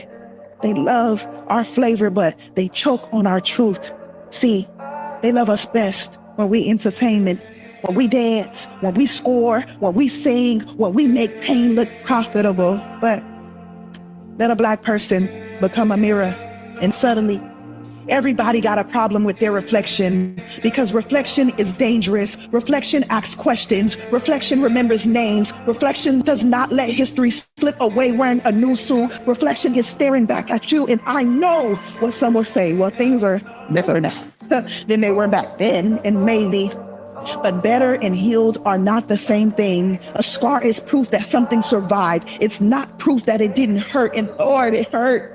It hurt so bad watching fathers become statistics. It hurt watching mothers become miracles. It hurt watching children inherit fear before they inherit property. It hurts realizing that freedom can be legal and still feel expensive.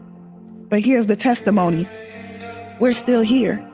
Still turning struggle into symphonies, still turning grief into gospel, still turning closed fists into open businesses, still turning no into neighborhoods, still turning survival into something beautiful enough to call legacy. You see, blackness is not tragedy. Blackness is alchemy. We take what was meant to break us and somehow we still make it beautiful.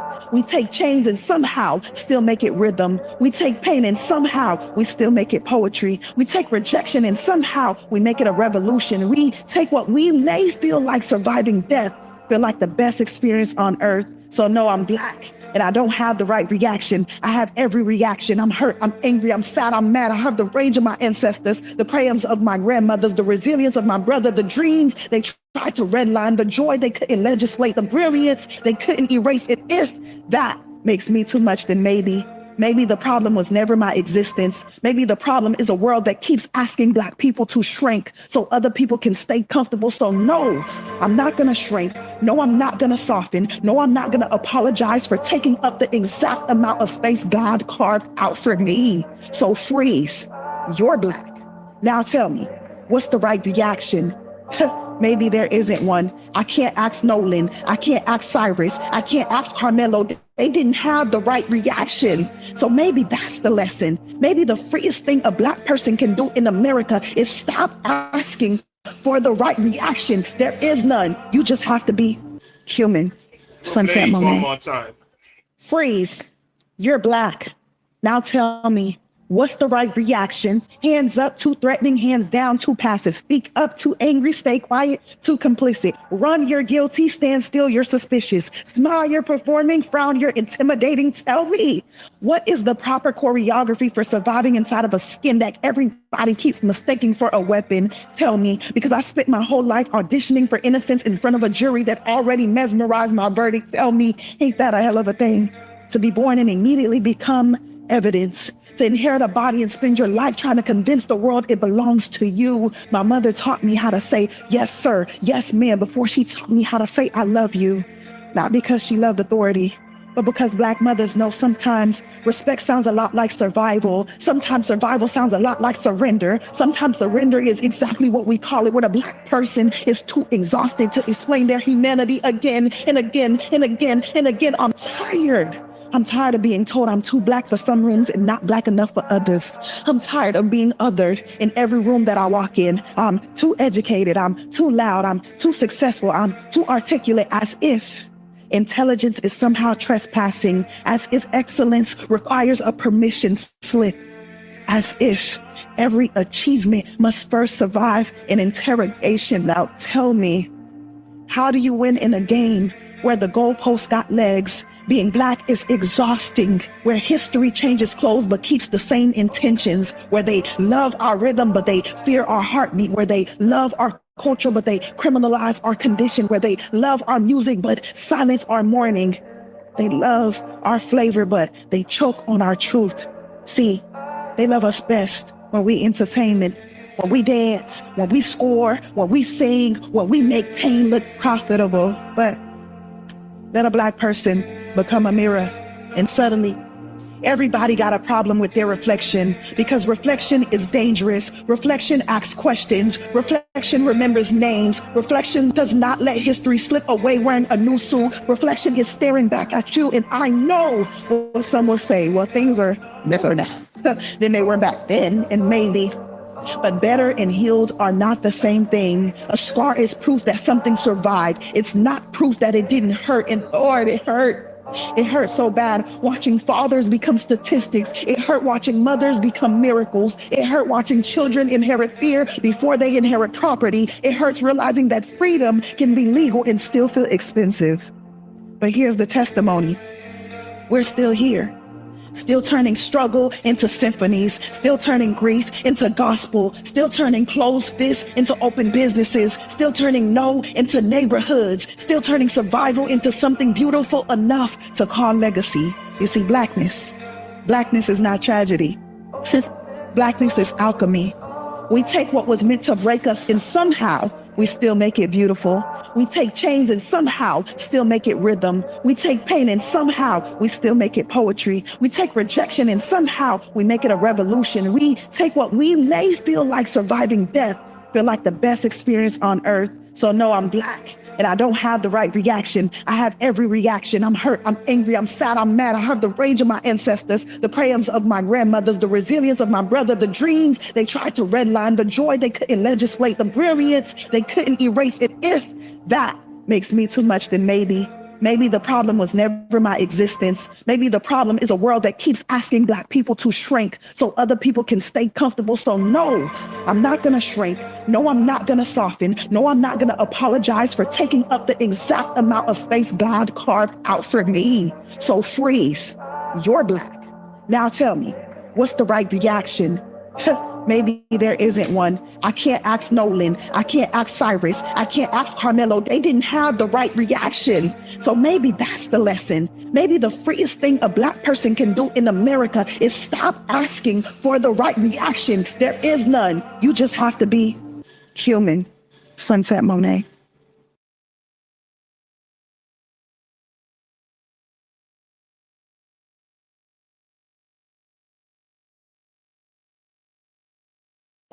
Unmute your mic. Yes, that was from Cornelio Monet, and talking about blackness and how you cannot erase us, and how we shouldn't just be a slogan for sovereign and slavery only.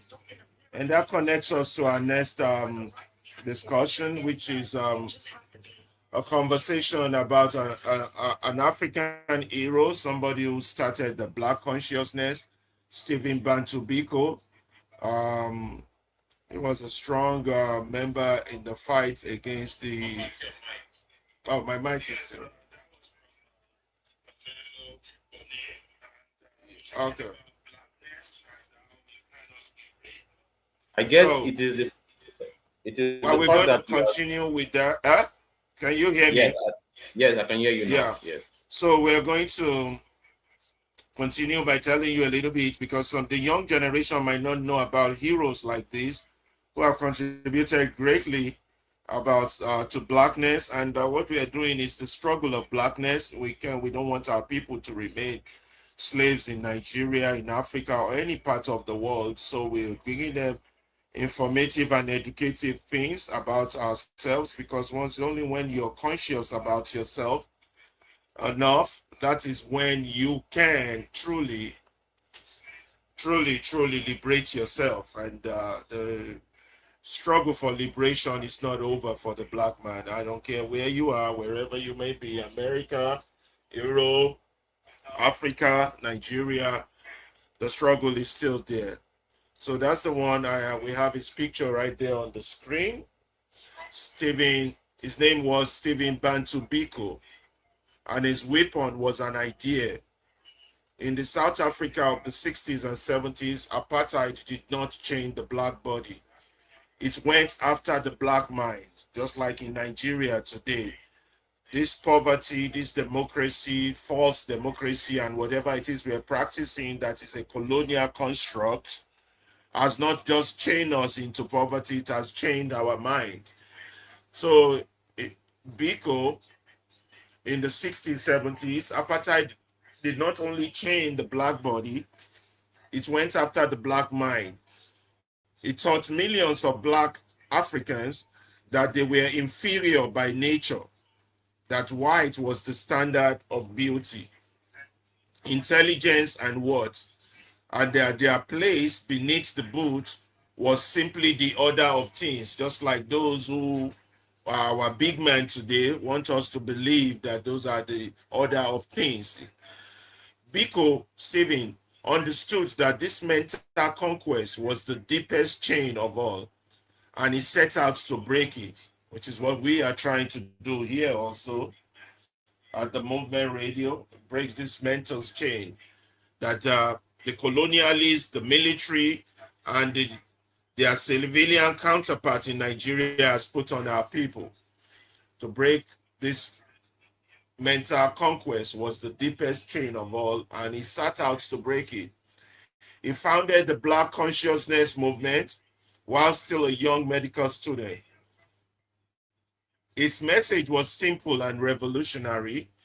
Black is not something to apologize for. Black is dignity. Black is pride. Black is capability. And black is beautiful.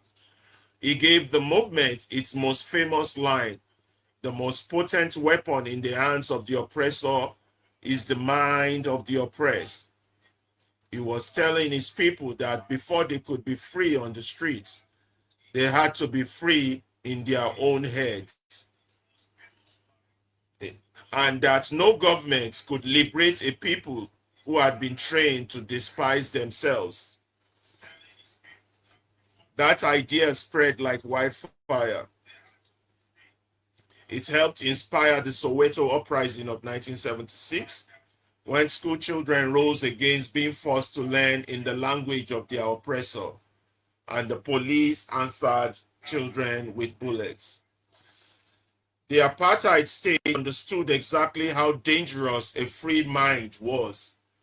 They banned him, restricting where he could go, who he could meet, and forbidding his words from being quoted. But an idea does not obey a banning order. So they went further. On August 18, 1977, Stephen Biko was seized at the police roadblock. For over 20 days, he was held under the Terrorism Act, and in the hands of security police, he was chained, stripped naked, and brutally beaten until his skull was fractured and his brain began to bleed. Then, unconscious and dying, this man was thrown into the back of a police vehicle and driven more than 1,000 kilometers to Pretoria. Naked on the floor with no medical care, he died on 12 September 1977. On the concrete floor of a prison cell, he was 30 years old. He was the 46th political detainee to die in the custody of the apartheid police. The government response was to lie. The Minister of Justice said Biko's death left him cold, and officials claimed he had died from hunger strike. Then a white journalist named Donald Wood obtained photographs of Biko's battered body and showed the world the truth before fleeing the country for his own life. The lie collapsed. Biko's funeral drew tens of thousands, and his death turned him into an international symbol of the evil of the apartheid, hardening the global campaign of sanction that helped bring the regime down. We here in the Movement Radio believe that what Nigeria is going through now is worse than apartheid. So if Biko went through this for apartheid, you can imagine what we have to do to free ourselves. Most importantly, the freeing of the minds of our people. Here is the injustice that still burns. The men who beat Stephen Biko to death were never punished. A 1977 inquest cleared them of all responsibility. When 5 of them finally confessed years later to the Truth and Reconciliation Commission, they were denied amnesty, and still they walk free. Only now in 2025, 48 years after his murder, as South Africa reopened the inquest into his death, an admission that injustice was never done. They killed the man in a cell and thought that the idea would die with him. It did not. Every black child thought to be proud of their own reflection is carrying the things Stephen Biko died to give them. You can beat a man's body to death, but you cannot do that to an idea whose time has come. Biko's example should serve an example to young Nigerians. Instead of following these old politicians that have foolishly destroyed their country, you need to start to free your minds as regard the enslaved states that you're in, so that you can liberate yourself and liberate your people from this hardship. We showed you these two, the first poem and this write-up for a purpose, that blackness is not something to apologize for. We are not inferior. We only have our mind captured by the rapacious evil men that have captured the country. You start to free your mind, you will be free. And freedom is your God-given rights, and you have to start now. This is what we try to achieve here at the Movement Radio. That's that on that. We are going to move on to the next activity for today. Any comments, Abdullahi and Ibukun, on the first, the girls' poem of Blackness Being Pride, and the story of Stephen Biko? Well, the video of that lady was quite profound, and there's no further adumbration about it. You know, it's very well stated. The struggle of the black race, really, the struggle is real, and there's a calculated effort to keep our heads buried. You know, there's a calculated effort for us not to raise our heads and stand toe to toe with other humans. All right, they do not see us as humans. They see us like inferior entities. We don't know why some entities will have such dark souls, such that they will not allow their fellow humans to thrive and exercise their humanity and achieve the greatness of their potential. Why should we have to compete with one another when we can actually collaborate? All right, our skin color should not be a barrier. But it breaks my heart that humanity, we have made some level of progress. But as far as I'm concerned, I believe we still have a long way to go. And the fact that we have a long way to go is why I am very, very happy. I'm glad that we have entities like the Movement Radio poised to facilitate the progress of this project. It's a lifetime project to the very end. And of course, talking about Steve Biko, learning about the sacrifice of this great ancestor humbles me a great deal. That, well, whatever we are doing now, it's child's play, really, to the kind of sacrifices. People tell us that we spend so much time educating our people. We put ourselves at risk going from place to place, from marketplaces to other areas where the establishments have their conquered slave littered everywhere, waiting to indeed perpetuate evil against you. But we go regardless, knowing fully well that we can even we still have a chance to escape in our own era. And the grip, as far as we are concerned, compared to the level of grip that evil entities have on ancestors like Steve Biko, our own is still very much child's play as far as I'm concerned. We can see the level of torture to this great mind, and losing your life at 30 years old. As far as and he was aware of the danger of his activities up until the time that he was captured and was brutally murdered in cold blood, and he still did it regardless.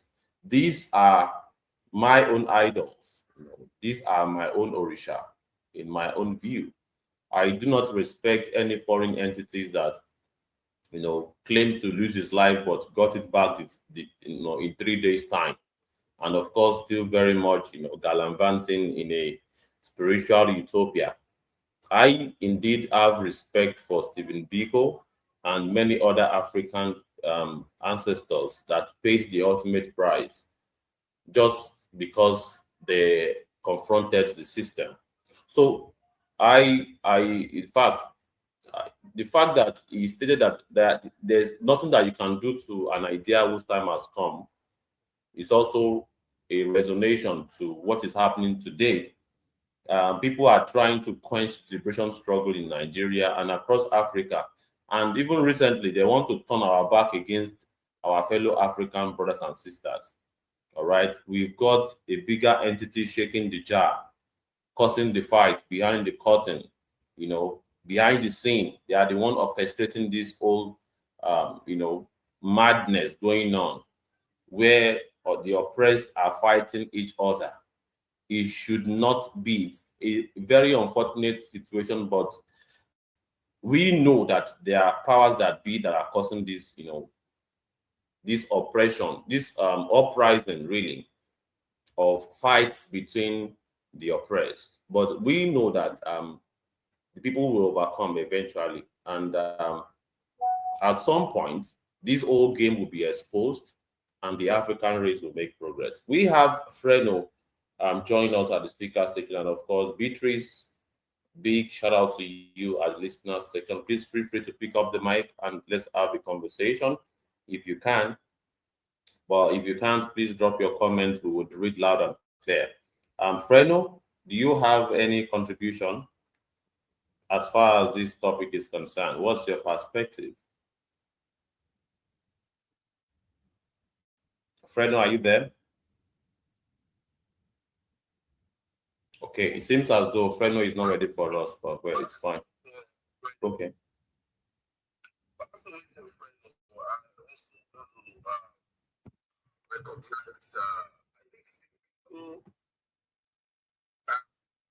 It was not talked about a lot.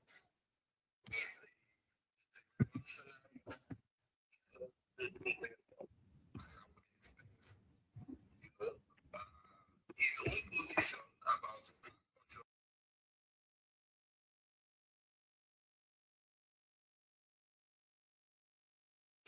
understood so well that it had nothing to do with just South African struggle alone, but all black people. It was in alliance with every black struggle around. It was in solidarity with the Namibian movement as well, and he was so young, just like Liberation Chat said, that he knew the consequence of what he was, doing at the time.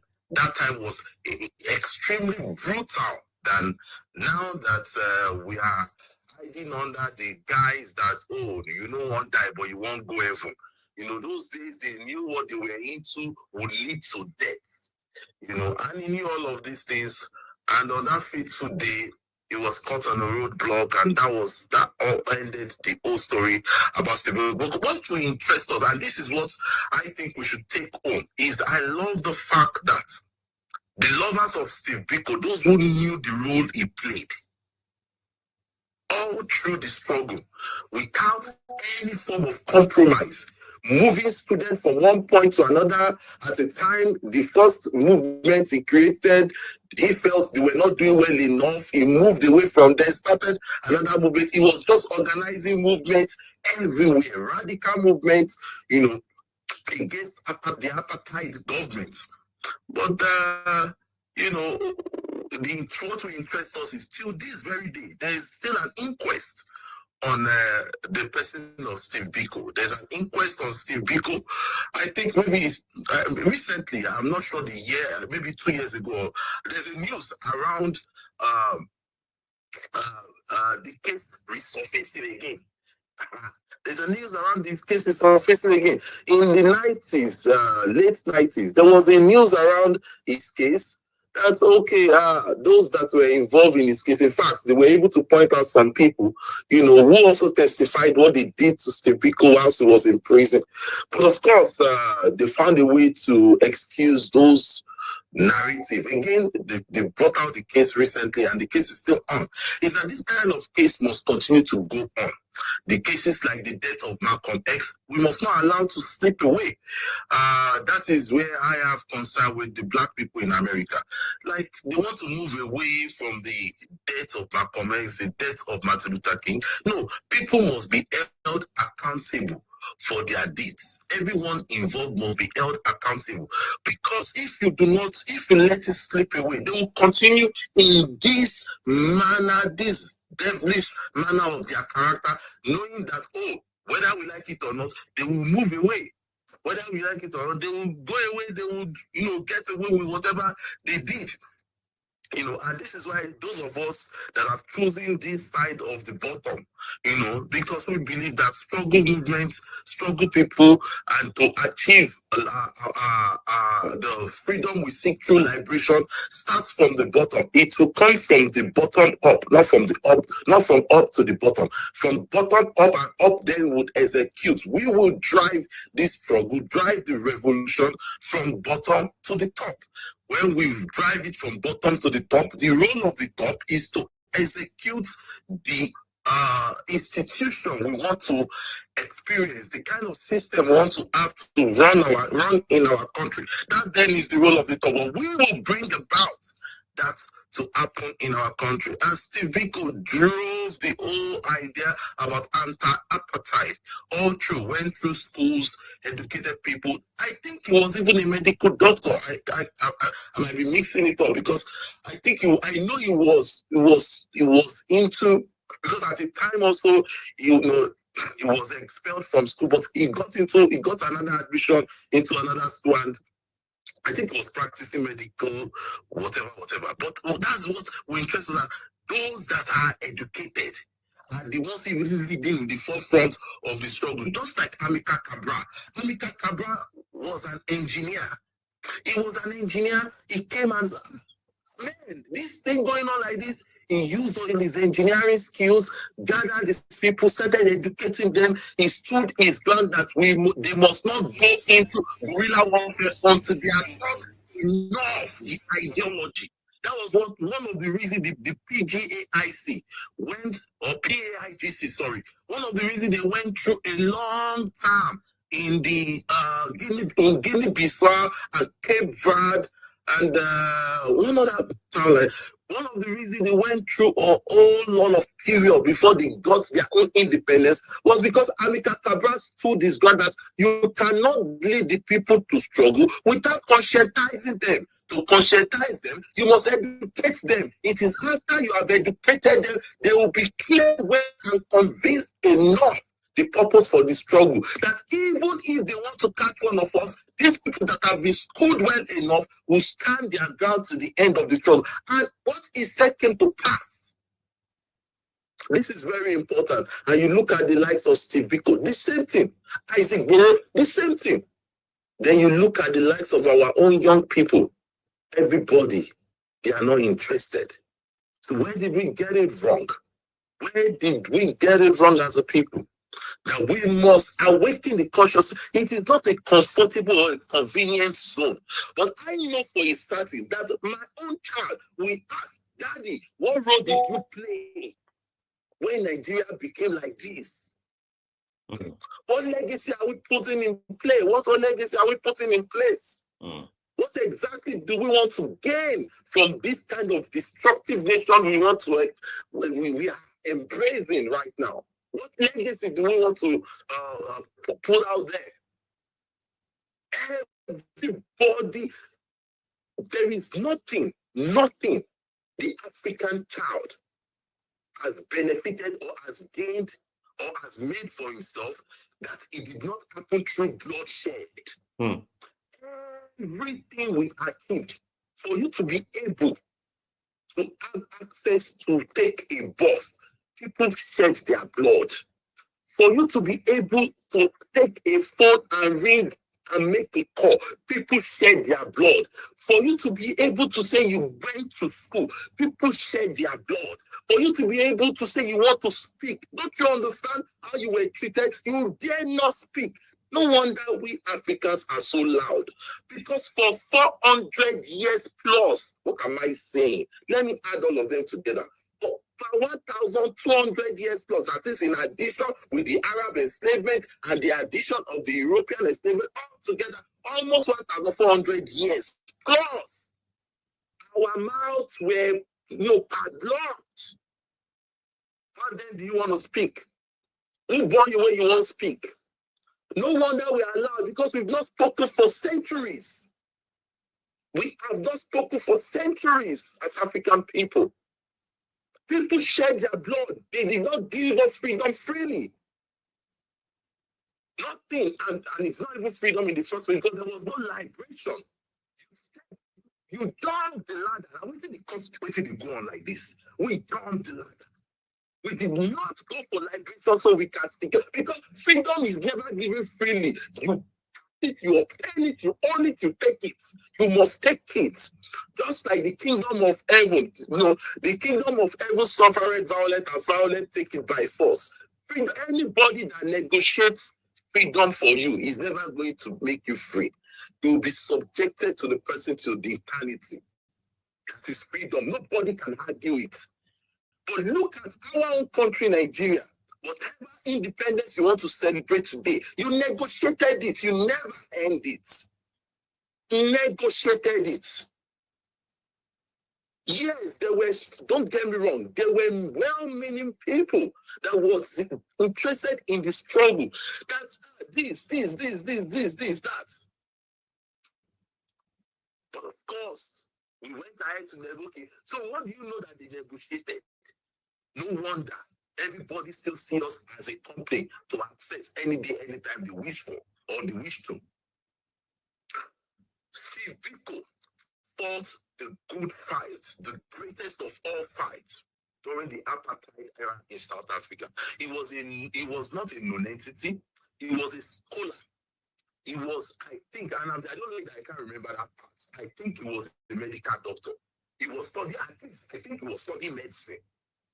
So that you understand. So you don't come and think that it is your own profession that is special.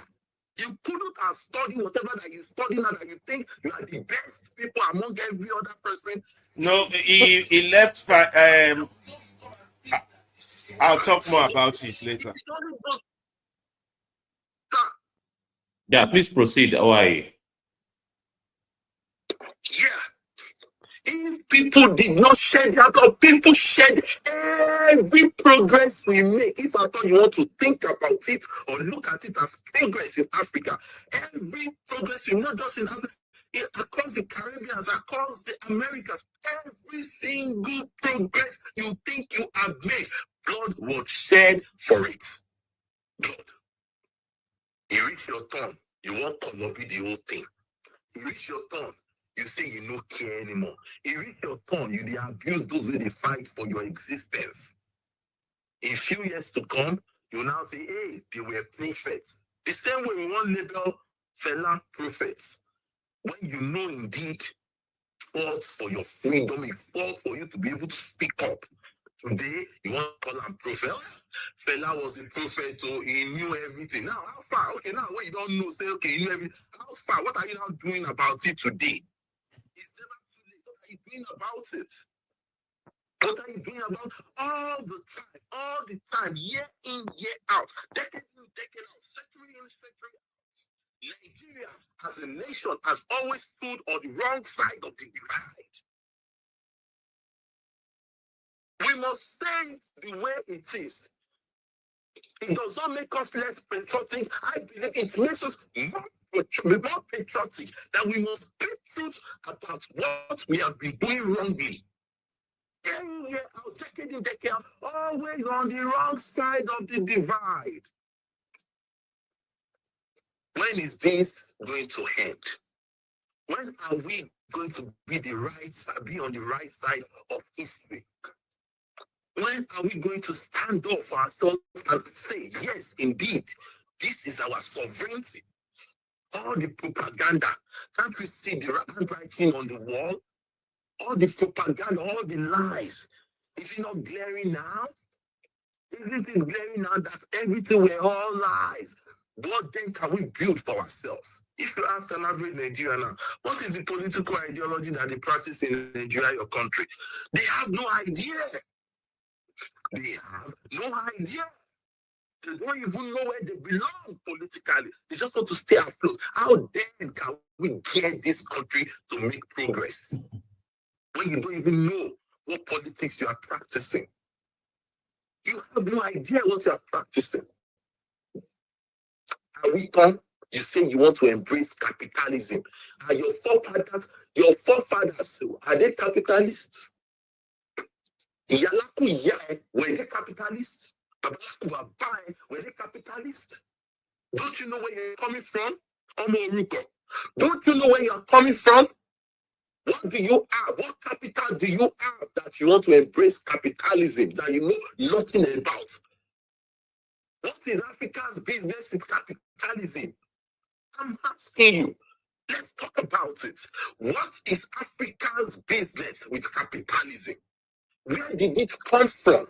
When they told you, your forefather, in fact, I'm going too far. Ask your grandmother. They own their houses. Now we have no home. Go to America, the most capitalistic country in the world. Over 3 million people, homeless people. Since the 60s, they've been talking about this. On record since the 60s, over 3 million people were homeless. Go to LA, you see people sleeping on the floor of LA. They don't have a home. Not because America, everybody knows. Think about it. Let's talk about this thing. Everybody in the world, every sensible person in the world knows that America can afford to house every American. Everybody in the world is clear that America has the capacity, has the financial capacity to own every single American. Just like the way China house over 80 to 90% Chinese family own their own houses. Was that not who we were as African people? Your grandfather, they tell you, your grandfather rent house. Let me start from that conversation. Tell me now, if your own, okay, maybe some people young, right? Some people young. Let me take it a step further because of some young peoples. I mean, I'm close to my own 40, so maybe because of some young people in the among us. So let's take it a step further, right? For the sake of them. So let's take it a breath. So not just your grandfather, your great-grandfather, at least the first one, your first great-grandfather. After your grandfather or your grandmother, the one before, so your great-grandfather or your great-grandmother, go ask them if they're still there alive. They know nothing about renting house.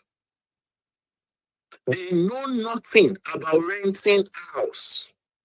They don't rent house. We have no idea about who you go and pay money to as landlord. We own it. It's our house. Till today, as I speak, my grandfather's house still there. It's still there. My grandmother's house is still there.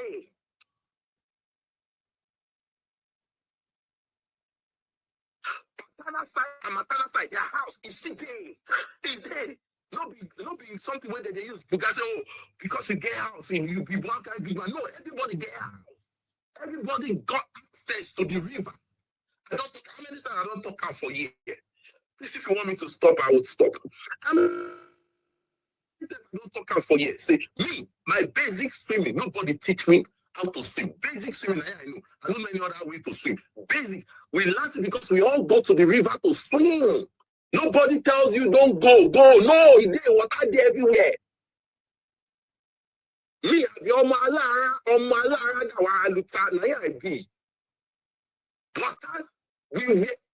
are people of water there. My grandfather, the water we pass our own side, that we get our we own and say our own side with this. Everybody when they know those things about us. Nobody say, and this family, they get this thing. They don't deploy now. Government not deploy for her now. What am I saying in essence, so I don't discuss, is that we do not own anything anymore. We must go back to our source. Africans must go back to the source. Odò tí ó bá morísun á padà gbẹ. River wey no in source will eventually dry up. We must go back to our source. We must honor and respect those before us that shed their bloods. What road now do you want to play? You now see 1 or 2, 3, 4, 5 is interested to educate you. You see Alaba Ferrari that is interested to inspire you to open your conscience. You see Liberation Cards, you see Beatrice, you see everybody, no matter how small or big. You see Sore, you see Cheokuti, you see Fela, you see the ones that make a talk the one with their life. You are not interested to hear them. People will no pass you, we don't dig there before you. You are not interested. Always come late to the party. The same head where you still commit double justice. Now you still say you will still lead this nation to a promised land. The same brain when we say you go use, you see person when steal phone, you go lynch am, put fire on top and kill am there. Now phone, not care 3310, I ain't steal. Some in most cases, you not even steal. You go lynch am there. But the governor where they your house, when they pack your destiny through away, you go to say Baba Rere, Baba Ken Ketoran. You see, say Oriyope. That's the thing I had no one correct. The one way see your destiny, you the hail am. The one way you just look, you just assume say it's still your phone. You lynch am. She say your head not correct. If your head correct, that's what you could think. Is that the kind of brain you want to use to decide how we can use to lead a nation? The brain, when you see, when we say, they say, if friends that rape a girl, that into teach her how to also, be engaging in social media and earn from social media. They caught the guy after the girl, died. You, if the kind of brain when you talk, say, what is she doing here? Why is she wearing that kind of clothes? Why is she shaking her bum bum? That kind of brain. You want you stay lead this country? You want us to cave in for you because of your own foolish emotions? No way. We are sorry. We have moved past this. If you know that green wake, many of us don't wake. And we thank God for some people who don't play the role of elders to awaken us up. Because sometimes I wonder where I'm going to be today. If not be the likes of Sore, if not be the like of AAC, if not be the like of TIB, if not be the like of even people like Shiokuti, even though if not be the like of kind music where they hear sometimes as the music where I don't hear, if not be the likes of people like Alaba Ferrari, where they stay by us. When we for day, we will not all the thing when we say we know we're not going to apply them now. We're not going to apply. Think we could just connect ANC inside the equation, connect CIB inside the equation. Do you think we're going to be here discussing today? I want to know liberation charts. This means that whether anybody likes it or not, we have made a huge impact. Whether anybody likes it or not, we have been able to gather ourselves in our little number to make a great impact no one else has made in the last decade in our country. So it makes it very important that we have an important role to bring about a better Nigeria. We have an important role to ensure we experience a better Africa. Until Africa is great, no African is safe. Let me repeat that very well so you go sink. Until Africa is great, no black man all over the world is safe. Until Nigeria is great, no Nigerian all over the universe is safe. If you like, make it be Igbo. If you like, make it be Ibibio. If you like, make it be Yoruba. If you like, make it be Fulani. If you like, make it be Hausa. If you like, maybe Kaka. If you like, maybe be Ega. If you like, maybe whatever part of Nigeria where they don't say Nigeria you belong. As of now, you must stand together, Gidigba, to make Nigeria great. Because the only way Nigeria be great, Nigeria will protect you. Think about it. Only when Nigeria be great, Nigeria will protect you. Nigeria will need, I think it was like Vincent Kara said this thing yesterday. Make you go check out. Show me one place where you see say that they Chinese people. All of them, they say they don't like Chinese.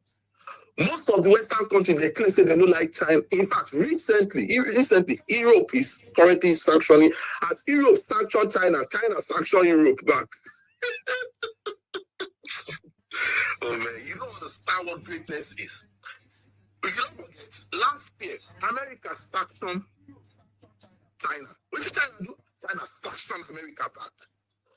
They sanctioned Nigeria too. Don't forget, so the Nigeria tariff. Now the tariff when they it no be here. They hit Nigeria with tariff, I think 11% or 15% tariff increment. What can Nigeria do? We move on. We accepted it. No problem. China, it give them back. That's what sovereignty is. You cannot come and threaten me. They know eventually sort out between themselves. Europe, as of last week or so, Europe and China, they drag something currently. They drag something. When you are great, you are great. They don't think do you anyhow. They don't think push you anyhow. Don't you want us to be great? But to be great, not be Shere Cambia. Not be Shere Cambia to be great. Not be say this thing. So therefore, people,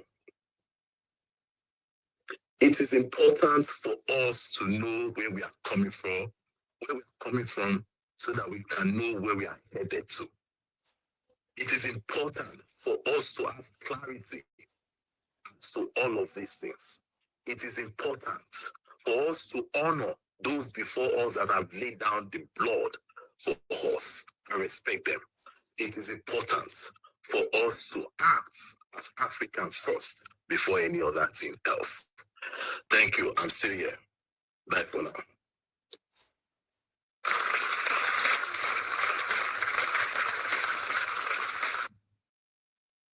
Yeah, proceed, sir. Are you there? Thank Movement Radio, Chicago. Yeah, thank you very much, OIA. In fact, that definitely deserves a hand of applause or more. Okay. Yeah. I just wanted to say that just to add to what OIA was saying. Stephen Biko was a medical student. He was a final year medical student when he quit medical school, because he figured out that if he proceeded with medical school, he will end up being a second-class citizen in South Africa, even as a doctor. So it is better for him to confront the evil of apartheid and have it diminished, while the likes of Mandela were in jail as at that time. So he then analyzed the South African apartheid and saw that when a black man is going to be sent to jail, it's a black man that they will cover his face that will testify against him. So he saw that if this system is not dismantled, it doesn't matter whether he's a millionaire or a doctor in South Africa, he will still be a second-class citizen. And so he focused on the mind of the black man and said that the mind of the black man has already been captured. The biggest weapon the oppressor has is the mind of the oppressed. So he set out to liberate the mind of the oppressed. Personally, for me, of the movement radio, I believe that the problem we have in Nigeria is bigger than apartheid, is worse than apartheid.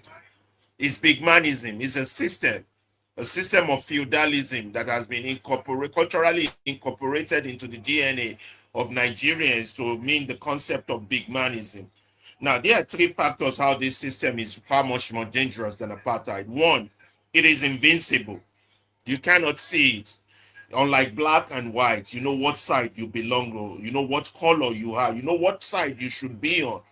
Bigmanism, you don't know what side you will be on because your brother, your sister, your father, your auntie are already in that bigmanism. Even you yourself, if you don't re-examine yourself, you might also be on the side of bigmanism because every Nigerian wants to be a big man. Make no mistake about that.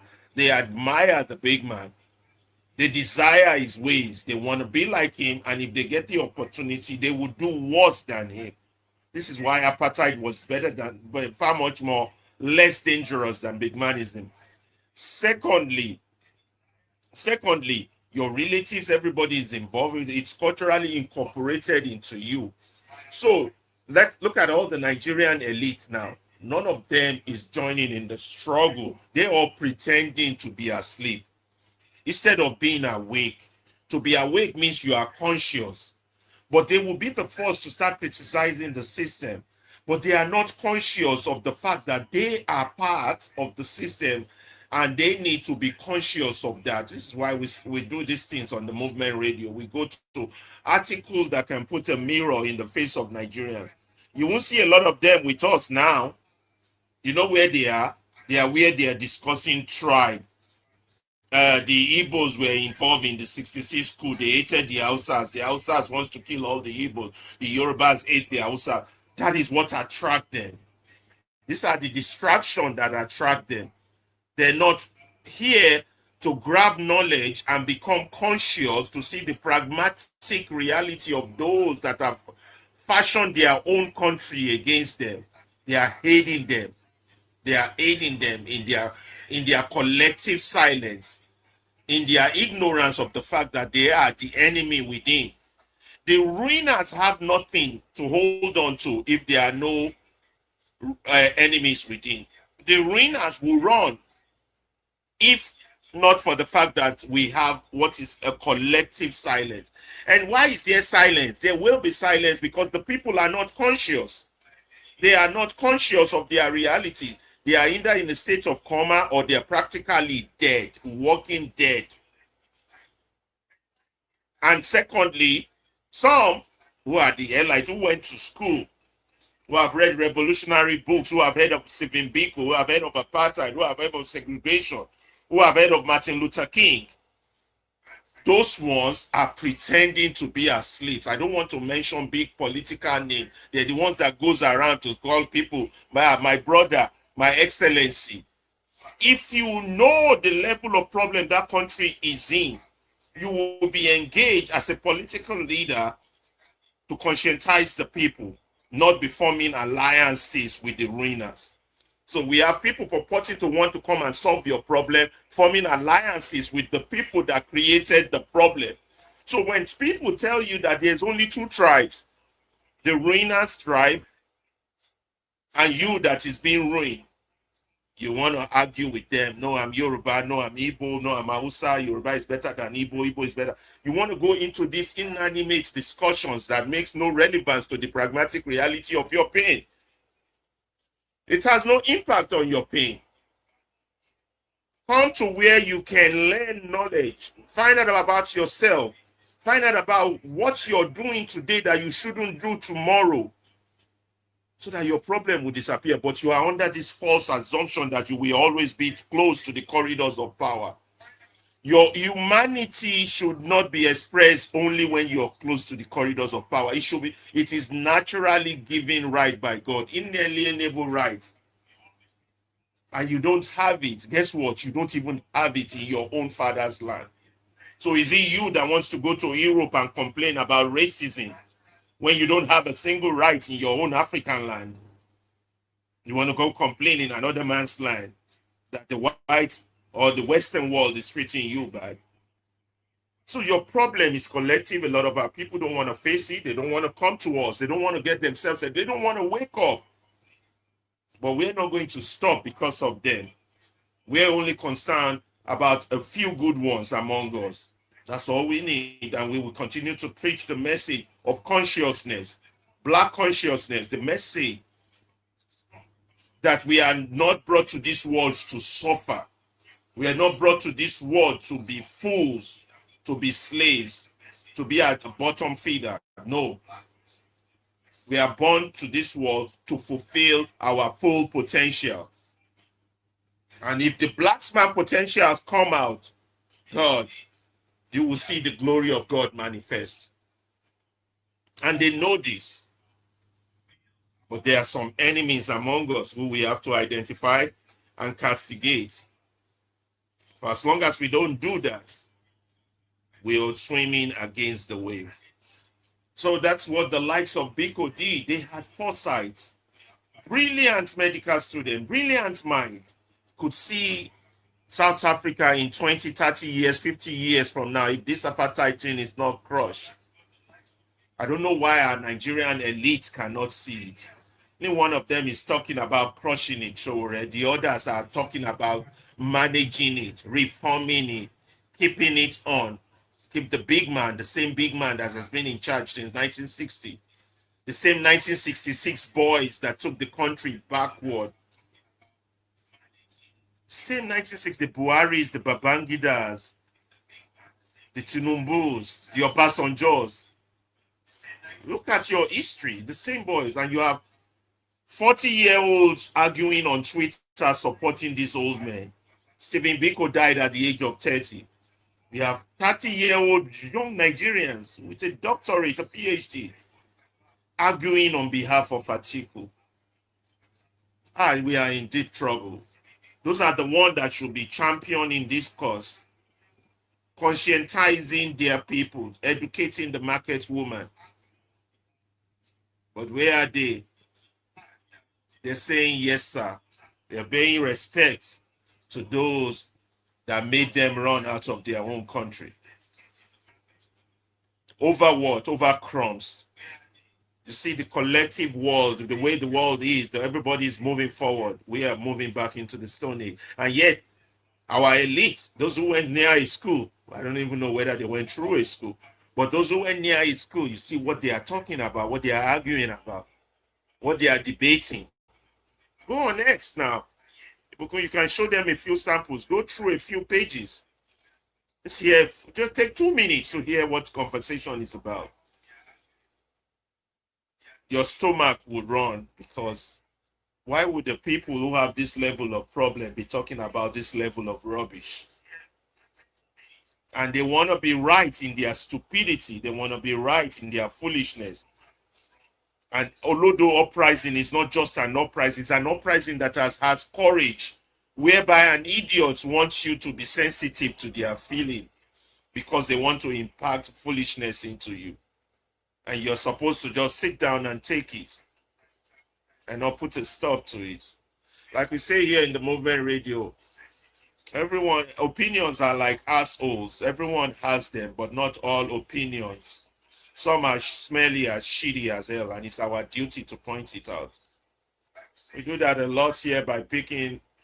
We don't do news. We don't regurgitate. We don't say, oh, Buhari said, Babangida said, Abacha said, Tinubu son said, Wike said. Those are ruiners. Their views shouldn't count. They should be discarded. They should not be mainstream. Nobody should be hearing what they have to say. The likes of Reno or Mockery, nobody should be hearing or sharing what they are saying. It's like putting a madman on stage. People like Buwala, people like Abati,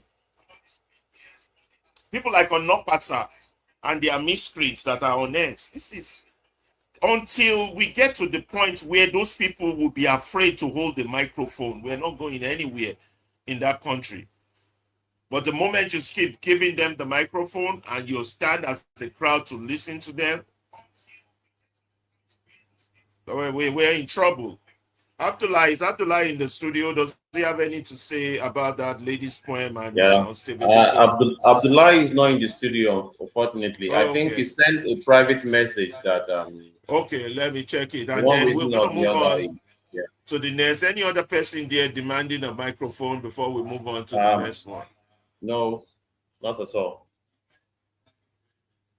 He's, Everybody he's has leaving early. have, Okay. Yeah, we want to thank Abdullah for that wonderful first article yeah. about how that article is really, I think we have to do that article again. So any other person needing a microphone before we go to the next one?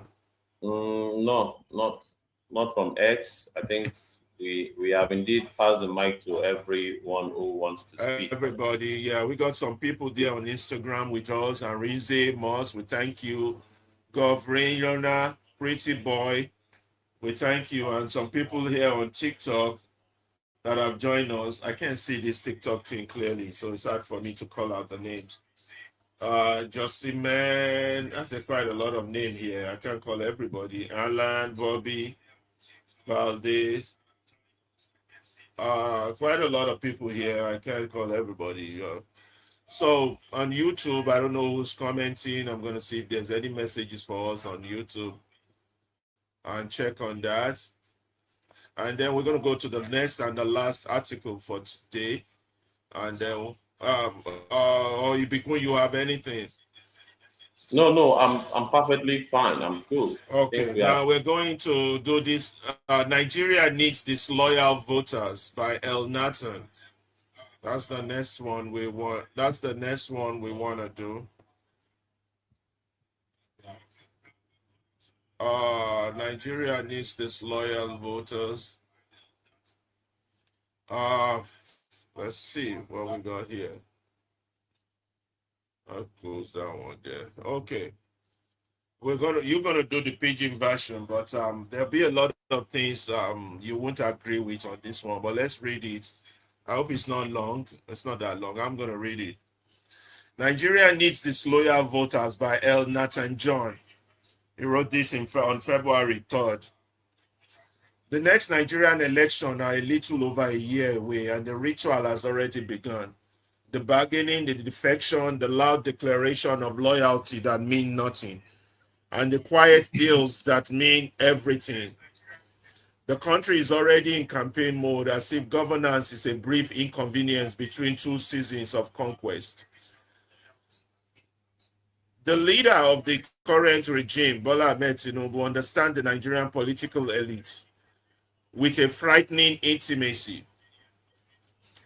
He knows precisely how power circulates in this country and how ambitions rot, how fear is used, how hunger becomes a leverage, and how alignment is sold as maturity, and how shame is presented as naivety. He has the unique ability of being able to corrupt and convert anyone who has even the slightest hint of greed, even the slightest potential of moral flexibility. Since he took power in 23, governors have crossed over in steady procession. As of late 26, reporting in Nigeria puts the APC in control of 29 out of 36 states. An extraordinary grip and one that keeps tightening. When a party controls that much of the federation, it is no longer just a party. It begins to feel like the only sky. The political class adjusts to that pressure the way bodies adjust to harm by normalizing it. You can argue about whether Tinubu convinces politicians or simply provide the conditions under which they convince themselves. You can argue about whether coercion is explicit or structural, but what matters is the direction of travel, how quickly it is happening, and what matters is whether anyone can prevent the drift towards a one-party state. Tinubu also has the unusual advantage of a Trojan horse in the so-called opposition. Some week, his brash and powerful minister of the federal capital still wears the badge of the PDP, yet functions as a saboteur-in-chief, loudly loyal to the president, relentlessly destructive towards his own party, and effective enough that the opposition has splintered into yet another vehicle. the ADC, the story of opposition coalition leaders adopting ADC as their platform, appointing interim leadership and presenting themselves as a united front has been rightly reported. But this essay is not about Tinubu, who despises a past clouded by unresolved questions about his criminal history in the United States, about his education, even about his age, and has risen to the most powerful office in the land. It is not about Wike, who embodies the Nigerian political talent for occupying two contradictory positions without shame. It is not about the newly formed ADC, which faces the familiar Nigerian opposition problem. A party assembled for the express purpose of power must still pretend to be a party assembled for the purpose of idea. It is not about Atiku Abubakar, who will be nearly 80 years old by the time the next government is formed. It is not about Peter Obi, who rose on the back of an extraordinary youth-driven citizen-led movement in 23, shook the establishment, but has since concluded, perhaps correctly, that mass enthusiasm alone cannot defeat a system in which electoral commission, the courts, and the legislature are all thoroughly captured. It is not about this man who has moved from base that made him nationally popular to seeking support and elite consensus among people he once condemned as ruining the country. That's sad. It is not about that grim realism that has followed the lesson he learned following his defeat in 23, that Nigerian defeat purity with arithmetic money, violence, court injunction, party structure, security agency, ballot logistic, and 1,000 small acts of sabotage. This essay is about Nigerian voters. Nigerian voters have always known the truth that polite political analysis avoids election in this dysfunctional country are choices between the devil and the blue sea. I wrote years ago in the Financial Times about the way collective amnesia enables political shamelessness. Collective amnesia enables political shamelessness. Voters forget that politicians repeat. The country moves in circles and calls it history. Already, Nigerians online are sorting themselves into camps. APC loyalists, open proximity to power will trickle down. Opposition supporters splitting into rivals blog, arguing over who must step aside for whom. Atiku supporters call themselves articulate. Obi supporters call themselves obedient. They trade insults, accuse each other of sabotage, and insist that unity means submission to their preferred candidate. Meanwhile, the principals meet, dine, and negotiate and plan together. I told you they're all together. They are not enemies. They are colleagues managing a market. The voters provide noise. The elite provide outcomes. Yes, election in Nigeria do not determine outcomes. Elite consensus does. It is elite consensus that determines whether the Supreme Court would uphold the result of election marred by irregularities, or simply say that there is not enough evidence to overrun an election, or whether they will restore a politician's mandate.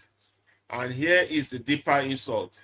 Nigerians conduct these online civil wars as if parties in Nigeria are ideological families. There is not a single Nigerian political party today with a clear political, economic, or social ideology. Parties are not homes of belief. Parties are special purpose vehicles for acquiring and retaining power. Politicians move between them with ease because nothing of substance binds them. Most of Nigerian political class has belonged to multiple parties since 1999. When they speak of structure, what they mean is access. When they speak of grassroots, what they mean is purchase. Even Obi, who some argue might be least openly shameless of the major figures, have moved from APGA, PDP, Labour to ADC. In a normal country, ideological drift will require explanation. In Nigeria, it requires only opportunities. This is why no political party deserves the loyalty of Nigerian voters. Nigerian problem did not begin with the APC. The APC did not invent the absence of electricity. The APC did not invent the collapsing grid. The national embarrassment of blackout treated as weather, the terrorism and banditry, the scandal of a country where huge numbers of citizens remain disconnected from power in the most literal sense, not just politically, but electrically, with perhaps the most largest energy access deficit. Up to 40% of Nigerian population does not have access to the epileptic national grid, representing roughly 85 to 90 million people. The APC did not invent the hollowing out of schools, the theater of public hospitals, the normalization of kidnapping and ransom payment, the way inflation eats salaries like termites, the way terror becomes background noise. The entire criminal political class is implicated. Every 4 years, they perform infighting for the cameras, then settle back into the same formation. Those who have power and those waiting to regain it. Parties reorganize around this. Parties switch sides and call it realignment. They join the ruling party and call it bringing dividends of democracy. The same faces become new slogans. The same appetites take new acronym. Look at the defections and you'll see the naked logic. The justification is always alignment with the center, always development, always state interest. The language changes, the hunger remains. Even mainstream reporting about defection has treated it as a rolling phenomenon reshaping political map ahead of 27. Half the new opposition figures calling the current government a failure were members of the APC until they lost relevance within it. Others were members of PDP until PDP internal rot swallowed them, or until federal power became too tempting to resist. These people are not converting, they are relocating, and Nigerian voters keep giving them the greatest gift of all, loyalty. The Nigerian voter has perfected a biblical love, bearing all things, believing all things, and hoping all things, and enduring all things, while being governed into ruin. Loyalty allows politicians to live in obscene luxury while presiding over a nation sliding deeper into hunger and violence. Loyalty allows collective amnesia to wipe clean yesterday's crime and recycle yesterday's villain as today's saviors. Loyalty recruits citizens to fight, insult, and sometimes kill one another in the street while power is calmly negotiated in private rooms. Loyalty is why politicians do not fear voters. They fear only elite defection. They fear losing access. They fear being excluded from the distribution room. They fear being on the wrong side of the security agencies, the wrong side of the courts, the wrong side of the money. They do not fear the people, because the people arrive every election season as a fan club, not as employers. This is why Nigeria needs disloyal voters. Disloyal does not mean apathy. Disloyalty does not mean cynicism. Disloyalty means refusing to tether to your moral judgment to any party. Disloyalty means refusing to tender your identity, your hope, your dignity, or your moral judgment to any party. It means recognizing parties for what they are, elite bargaining platform. It means voting without romance, without spiritual attachment, without the intoxicating lie that a politician is your relative. It means refusing to be recruited into the elite war.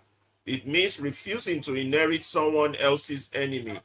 It means refusing to do street fighting work for men who will shake hands tomorrow. And disloyalty must go further than election. Democracy is not a 4-year pilgrimage to a polling unit. Democracy is sustained challenging of power, forcing power to fear consequence. It is knowledge, it is paperwork, it is attention. It means understanding how legislative recall works when a senator or representative betrays your interest. It means paying attention to state election because state power is where daily life is managed or mismanaged. It means paying attention to local government where the closest money is to your life gets shared out among small kings. It means following budgets, asking questions, demanding receipts, creating consequences. The Nigerian elite is largely united. Their quarrels are temporary. Their insults are campaign tools. Their peace is private. They call each other brother and sisters and mean it. Their children party together in mansions in Nigeria and abroad. Only voters remain divided by fake loyalties. The most patriotic thing a Nigerian can do today is to be disloyal to parties, to personalities, to slogans, and be loyal only to outcomes. Dignity, safety, infrastructure, electricity, justice. Nigeria does not need more obedient supporters. Nigeria needs disloyal voters. By L. Nathan John. Thank you very much, L. Nathan John, for giving us this great article that again puts a mirror into the pragmatic reality of our situation. That is the article. I don't know if Ibukun want to do a quick, because I think our audience are getting tired. How long have we been on here now? Ibukun? Oh, almost 3 hours.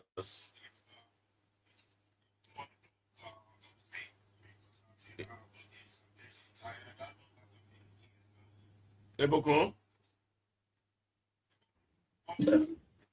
Oh, sorry, you're trying to have your lunch too. No. I said, I've got we've been out family. there almost 3 hours. You think we should call it a day, or would you have time to run through this guy's last article? Okay, I think what I would suggest, based on what is happening from my own end here, Yeah. my wife is having some development. Well, I think Okay. we can begin Continue from it this. tomorrow. Yeah, we can continue from the mind map of this particular article.